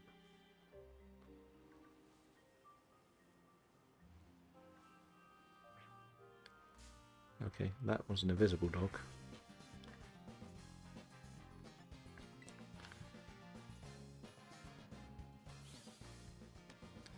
Potentially one of the more underrated Pokemon is our Pucciana. Mightyena is extremely helpful in competitive scenes, I would say. I would probably try and make it work anyway. I do like a good Intimidate one, but it's also got the range of bite moves. But that's probably why I'm rubbish at competitive. I would put things I like rather than things that are likely to win. Oh, Poliwags. I wish I could switch these silly little outbreaks off. So the plan will be to come here, and if this gets done or it turns to daytime, we can go and look at the Crawdonts in that pond.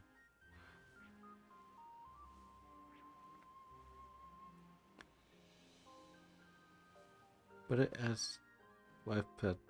This is kind of why I don't like shiny hunting, is when things go badly. Like when they go, wow, you love it, it's amazing, but...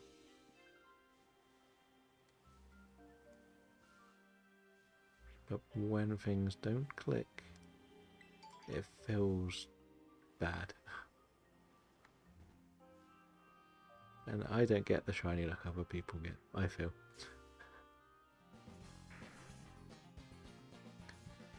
But we just keep going until we do. That's the other way of looking at it.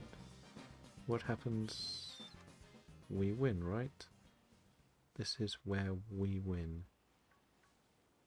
And we become the best trainer in the world.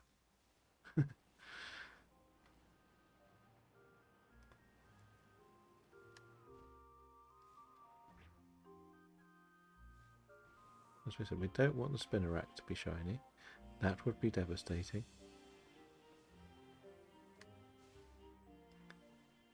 And it doesn't help that the Spinnerack is the same sort of colour as the shiny Pucciana.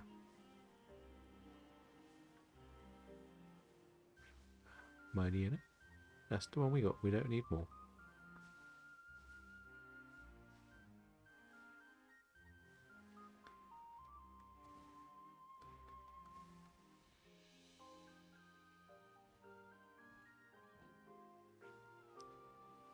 I hope you have the patience for these sandwiches. That's the thing. That's the best way I'll put it.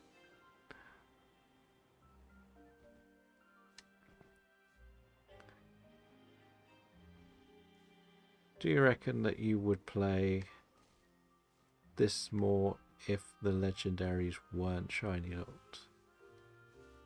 And not for... because you're... For the shinies, not the origin side of it.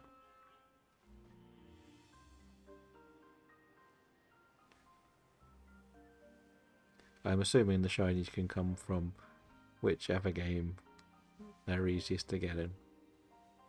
You're not doing a shiny origin dex, just the two. Or have I given you the idea that now you want to go and do a shiny origin dex?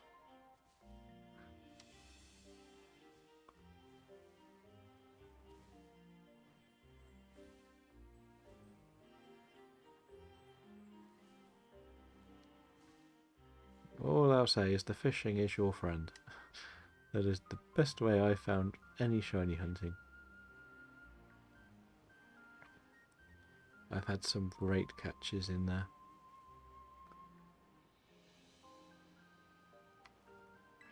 I haven't actually done any in the Oras games, but the X and Y have done so much.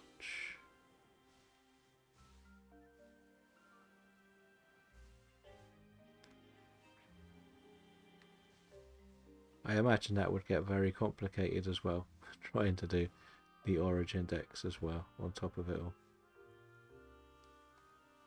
Yeah, the hordes are okay.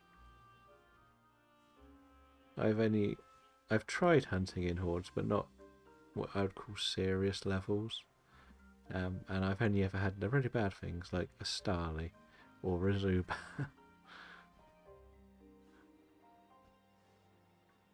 So I didn't actually catch them.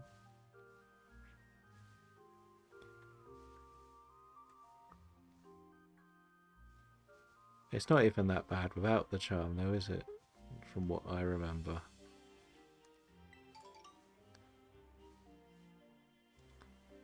Alola, how are you today? We have the neighbouring nations here. The two countries banned from playing Pokemon TCG Pocket.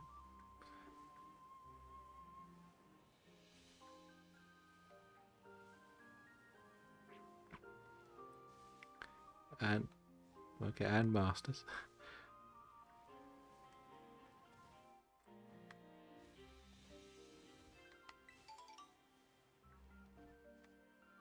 As long as I don't ban champions, you'll be alright, right? I was going to ask, if they did do something like the battle revolutions that you do in EX, do you reckon you'll do one of your tournaments in there? I know it's a long way down the line because you've got to finish the others. But if it is a bit like Battle Revolution, but with everything, do you reckon you would ever try to host a tournament in that like you've done before? I know we don't really know enough information about it yet.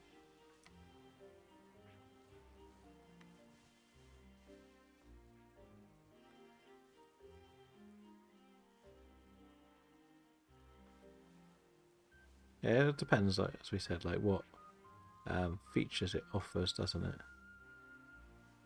I know that like there was like this ridiculous rumor.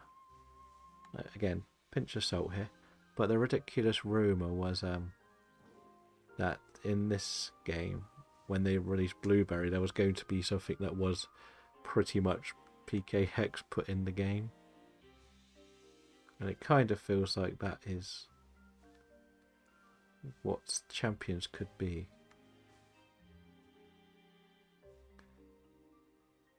A toxic Dialga.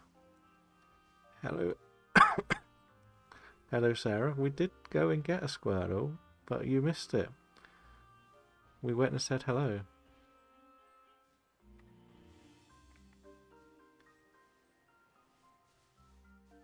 Uh, would you, as in, what is PK Hex, or how would they put it in the game?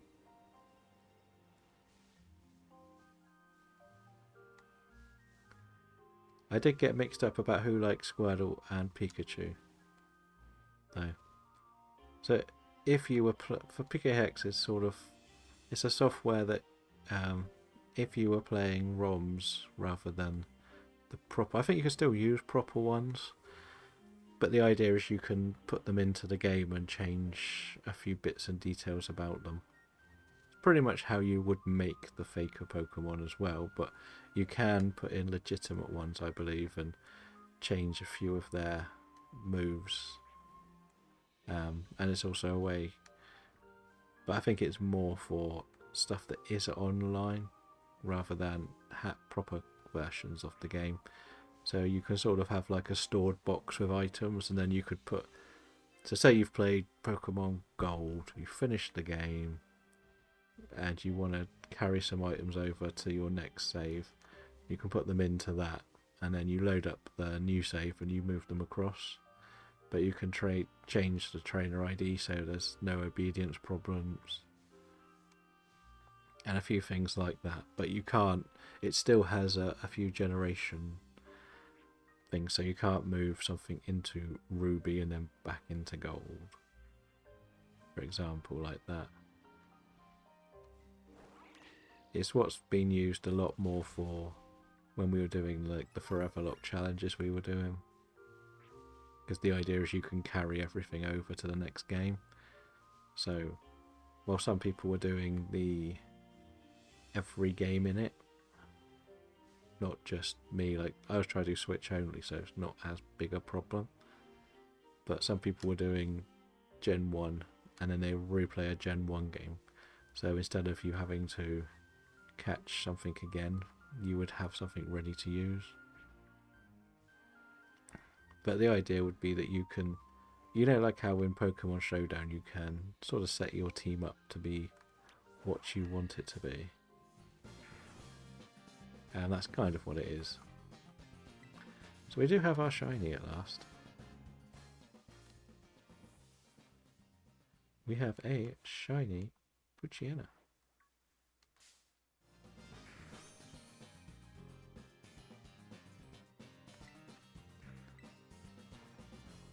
Which is good news. We've been looking for this. Our first shiny of today's session. Oh dear. This probably has something like takedown, so we're just going to throw a luxury ball at it.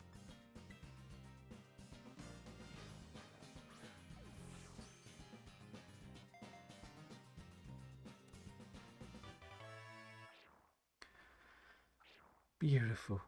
Beautiful, beautiful, beautiful. Our little dog has joined the team.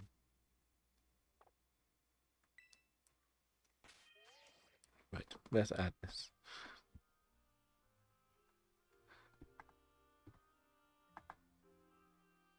Yeah, that's what I think. And what I meant was that's something, there was a big rumour they would do something like that with Showdown, would be put into the main game. Because we all know, we all admit it, but let's be honest, we all sort of knew that Blueberry was all about the battling rather than much of the story, wasn't it? Like, there was very little that was about the story. It was just about what you do in battles. And the rumour was that because it was meant to be more about the battles, that they were going to put it in to the game so that you could carry on and kind of do what you want inside the games, build your teams how you want them, etc.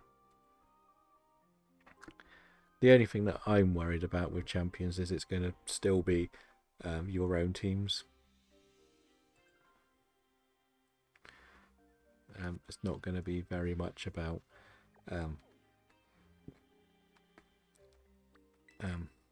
creating teams.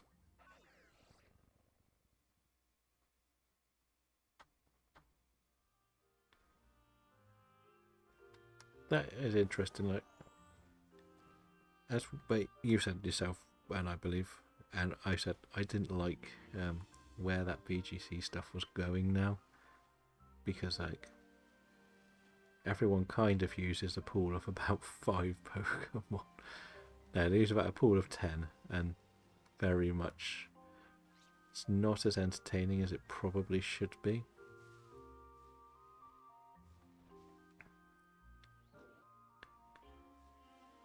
But the problem with it being, like, the only reason I say it is because they make a big, big, big point that it blends with home, didn't they? And all it needs is one person being able to exploit taking things out of the game and putting them in home, and suddenly you've got like a mass amount of fake Pokemon put into homes. That's the thing that worries me the most, if I'm honest. Ah, no, I got attacked by every single Bombardier. But I would love it if it was like create your own teams, like a fancier version of Showdown.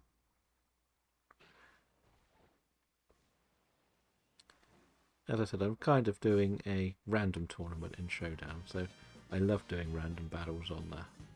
I could sit there and do them all day. As long as I win some. When you lose a few, you lose a bit of interest. Okay, so this wasn't the best idea to come here. We'll just go and look at Handor for a while. But because it's available on both, I feel like Champions has just got so much potential to make battling fun. And I wouldn't mind if there was some rank stuff, but I would also not. I would love it if there was scenario battles that you have to sort of think about, which would be quite entertaining, like almost like a challenge mode in there where you have to beat every gym leader, as sort of like what Pokemon Stadium was back in the day. But they would put every single gym leader and their team in there, but maybe modify them to be a little bit more up to date. So a bit like what, I haven't finished watching it, but a bit like the Galar series where Ash seems to be fighting people from every region under the sun. That would be quite fun. But if it is just random battles with people, which could well be, because I believe it's a free game. I imagine it will be free if it's on mobile.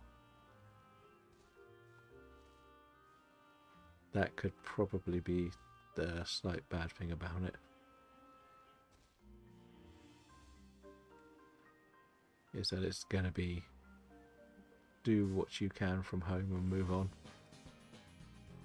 But we got plenty of time to wait for that. Like, it'll be very interesting to see whether there is any additional information come 2nd of April. Whether it'll be in the Nintendo Direct at all.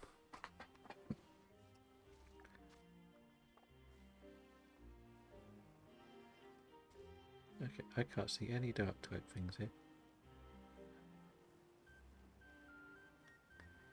I think the game's like, you've had one now, we're done. You can't have any more. Is that how it works? You complain about not getting it and then you get one.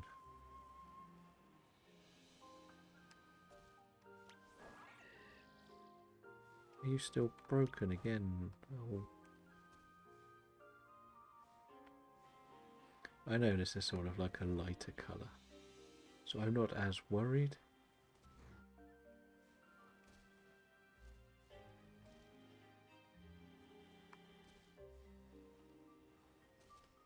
I always say that I sort of found this by accident once.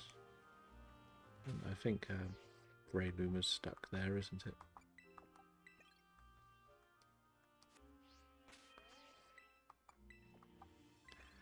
Better swap them back round and hopefully it'll get fixed again.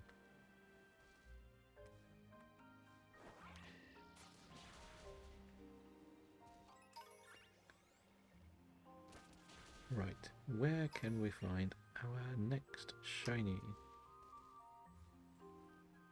We only have about 10 minutes left on this sandwich, which is why I thought we would come here. But I'm thinking maybe let's just try and get that Nuzleaf. We've been doing this Nuzleaf so long. Oh, it's actually a shift tree that we need. So if we target this and work our way around. Right.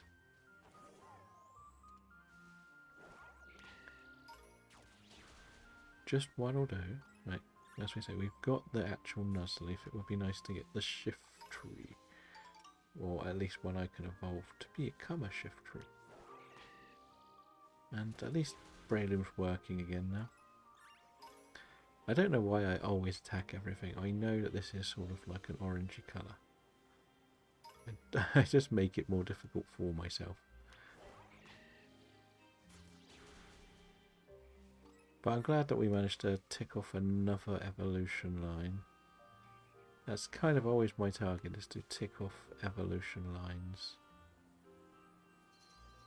Feel like it works a little bit better for this challenge, and then we can move on to the next.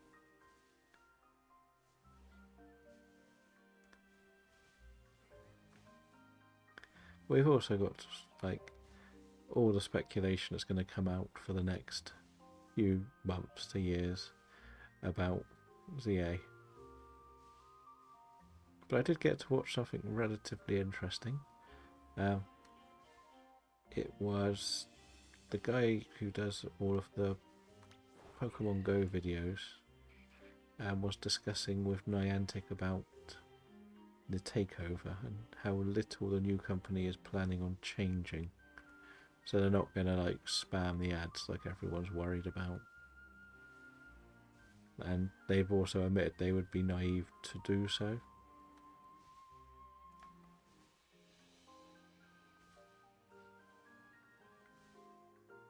So it looks promising that Go won't be completely destroyed. I believe Breloom is stuck again somewhere.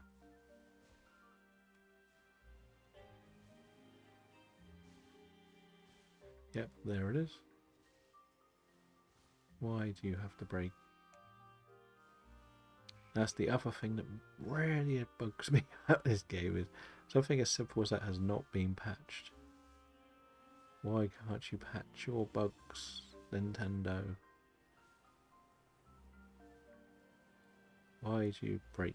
Look, I don't mind the frame rate stuff. I've never had too many problems with it. But it's that sort of bug that annoys me the most.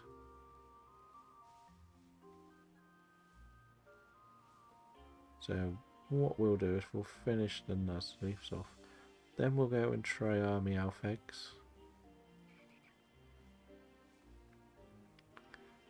And after that, we'll probably have to call it a day because I can't do the shiny hunting properly. And I know it doesn't seem to fix when you reset it either. It randomly fixes itself, which is what's very frustrating.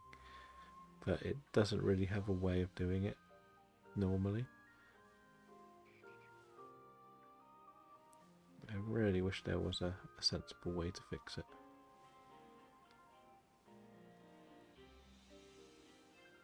I never had a single day of problems playing the base game or even Kitakami. It only ever happens when you're in the Blueberry Academy.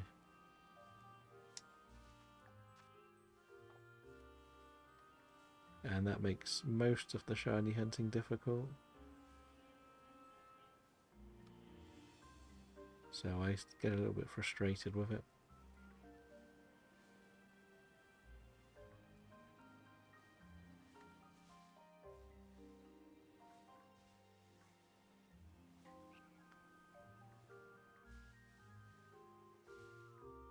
But if we could just get that final one, I would be a little bit happier. Nope. And then we would be satisfied with all of our shinies that we've worked hard to get, or one of them today.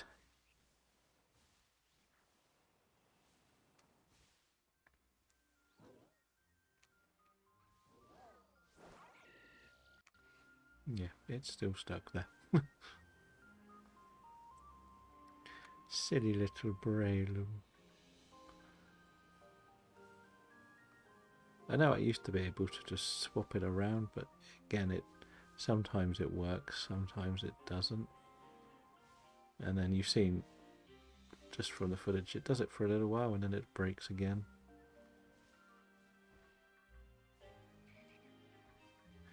I wouldn't mind if one of them was like the sea docks. I know that's perfectly easy to see.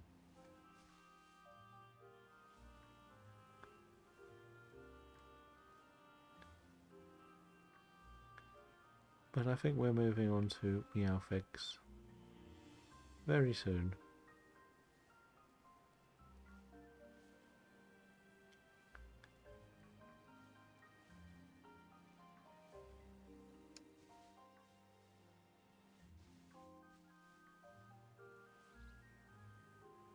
Sadly. I'll put it as that because I felt like we could have got a lot more done today, but it's very frustrating when the game breaks like this, if we're honest.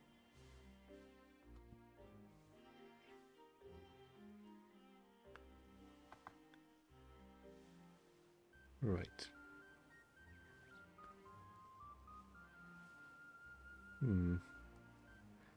Game doesn't like me. Oh no, that's a C dot. There used to be a weird thing. I found sometimes you would fix it by doing a battle. Try that.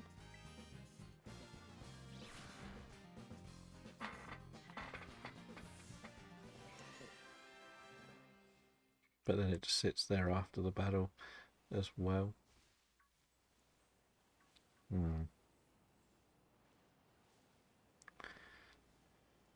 We have done 2 hours, which is nice. As we say, I can't even pick up items, which is also a problem. It's like one of the buttons just stopped working in the middle of the game.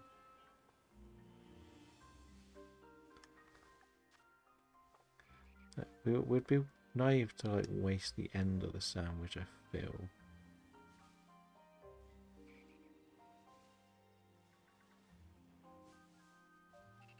We got the shiny sea dot. Wow.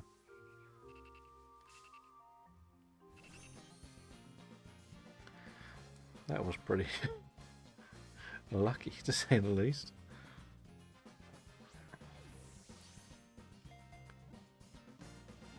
Okay, it was worth a shot. Do I have to do this the complicated way? No, we'll just keep throwing balls at it, it will be fine. There we go. I said that C dot would actually be a better one to go for. And, well, we got it.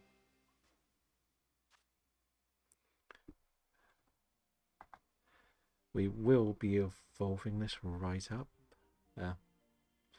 We'll go to the beach to do it because there's less things to get in my way.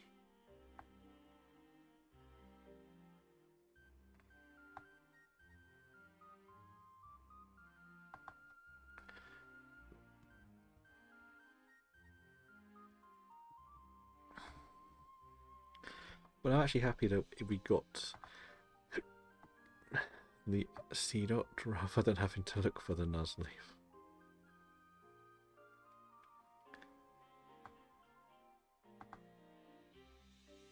In a weird way. Because, well, actually I wanted to add that to the team, but never mind.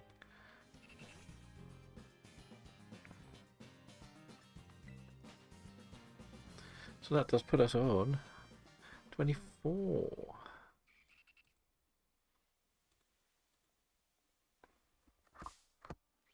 Oh no, they're still coming after me.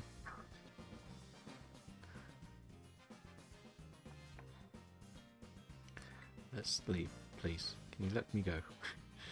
We don't want any trouble. We're going to the beach to enjoy some sand and evolve a Pokemon.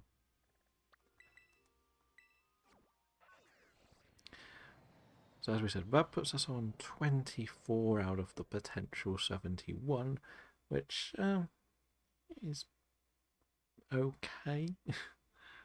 We're on the 19th. We've got a slow day tomorrow in Sword and Shield. But we are going to do some eggs. Like we always say, we do the eggs. And we've got time.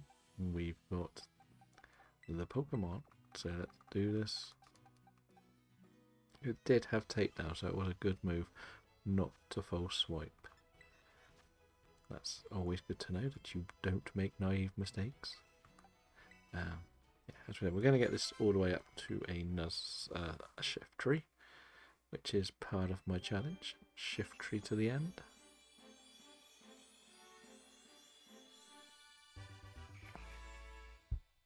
So now you can see what I mean, but it's a bit more of like an orangey colour. We don't care about those. Right, Leaf Stone, I believe, evolves you. Please, I didn't sell them all. As you can see, we have too much stuff. 75 Leaf Stones. think we got enough to spare.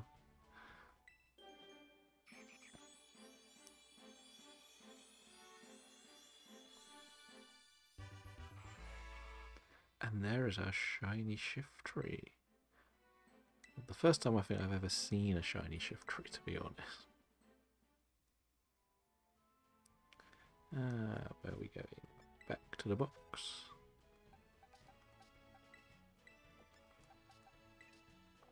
I know I need to be in the box to do this next thing, don't I? As we said, we're going to go for the Meowth eggs now.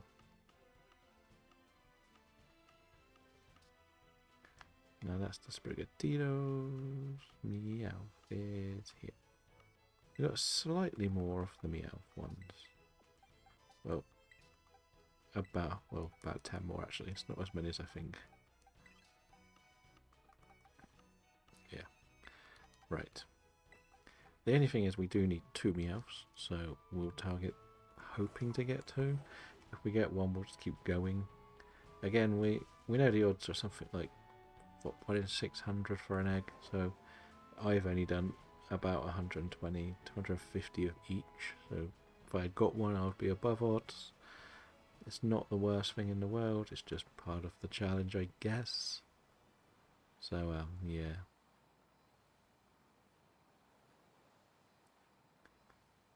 We'll see how well this bit goes. But this is going to be sort of like the end part of this because, of, as I say, I can't deal with that bug. It's fine when you're doing a bit of an easy couple. Like, I really wanted to do a lot in Tag Tree Thicket because of the Pawniards and the impedance and the potential Zeraora or Zora. But didn't really work out that way for us. So we'll move on to eggs, and hopefully when we come back on probably Sunday we can have a couple of nicer outbreaks to play with.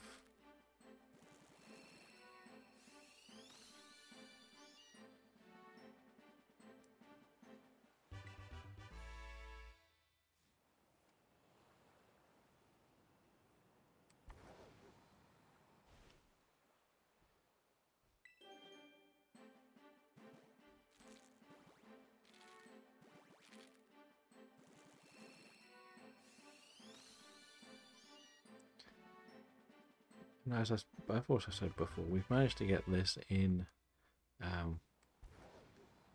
Go. We got both of them in Go, and strangely enough I don't actually have a normal Alola Meowth in my living decks. Of all of the things to not have, I've got it in, like, the game registered it anyway, but I've never put one in there.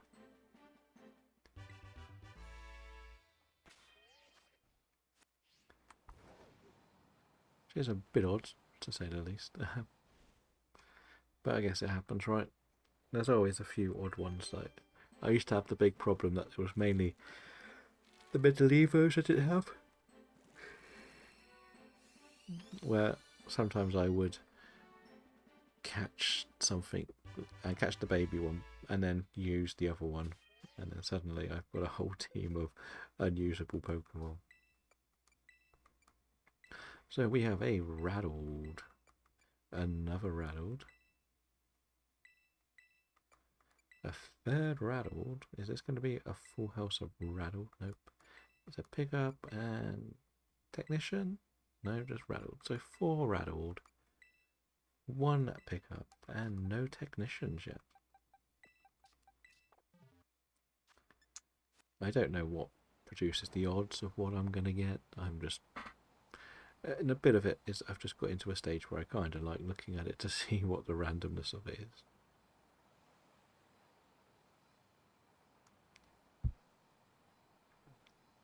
But I think we've done relatively well in the end. We did get the 2, which was better than what we looked like we were getting early on.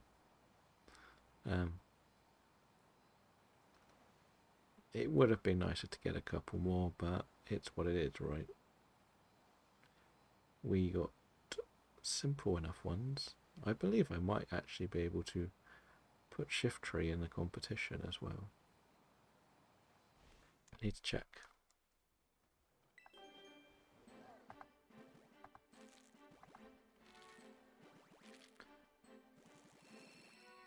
What do we have? We have a normal one.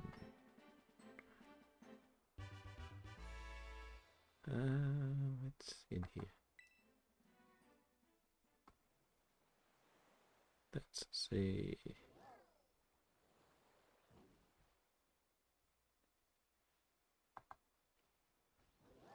Let's keep rolling, rolling, rolling. Where are we? We're at the end of the beach. We want to go that way. Right.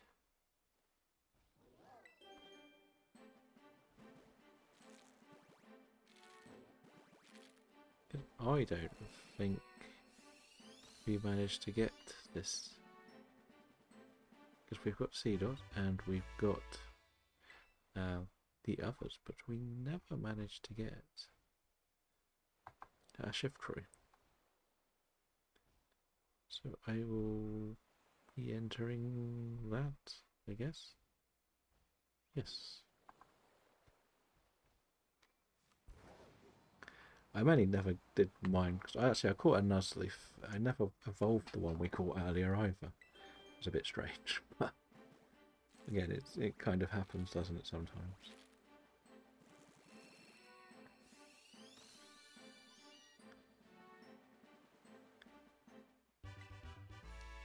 The Alola ones are funky little feathers, aren't they? I guess it was their only way they could put the dark type on a lot of Pokemon in Gen 1. Because as they only introduced it into Gen 2,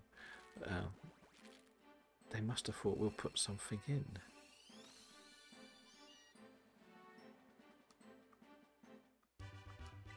Wait, the Chonk turns up as the Lechonk. Yeah, that's interesting. One more egg.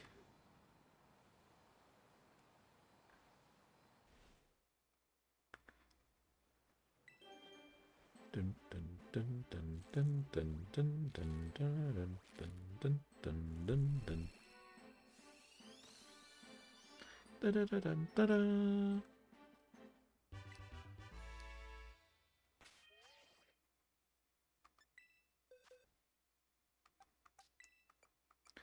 More rattled. Come on, we've got to get one technician, surely. The last lot was, ooh, we had a bunch of technicians. There we are, there's our technician one. Knew there would be one. Okay, the next 6, or 5, shall we say. Let's see. Egg Simulator is not the most popular part of this game.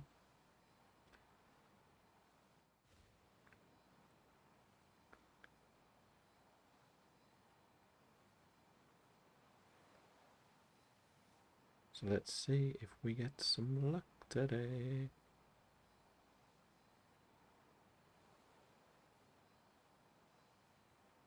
Oh, I also don't like that the music stops in this area. I still don't know why the beach breaks the music. But I think the beach is a lovely place to go and hatch eggs. There's no Pokemon to get in my way. I can just take my time and enjoy our journey.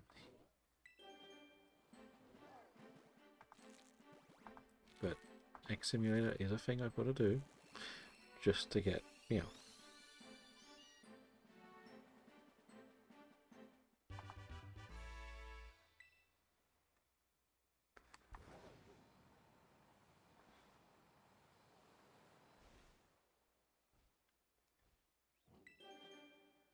Dun dun dun dun dun dun dun. Gonna drive me crazy.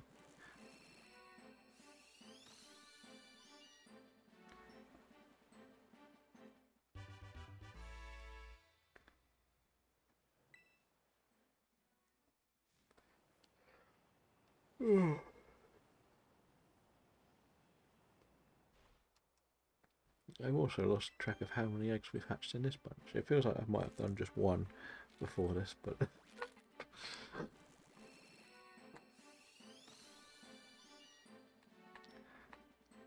I really don't like egg hatching.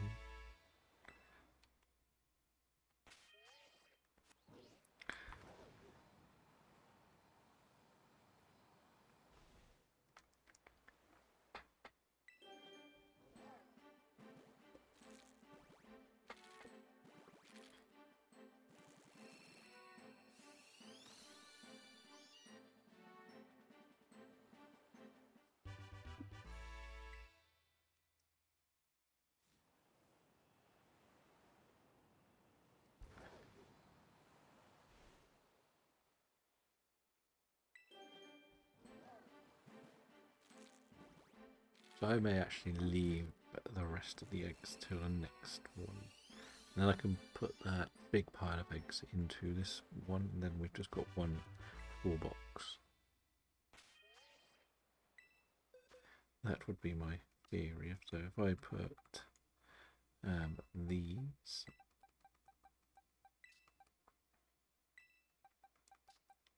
into this box, and this will be the next one we do. That's how little I like egg hatching. I just get very, very bored of it. So we did end up getting 2 shinies today, which was our Poochyena and our eventual Shift Tree. So that is good, to say the least. 2 more brand new ones. I'm actually really happy that we got it as a C dot rather than a Nuzleaf 2. But we had to call things short because of the little glitch in the game. But that happened, doesn't it? Let's be honest. So tomorrow we'll be back with Sword. So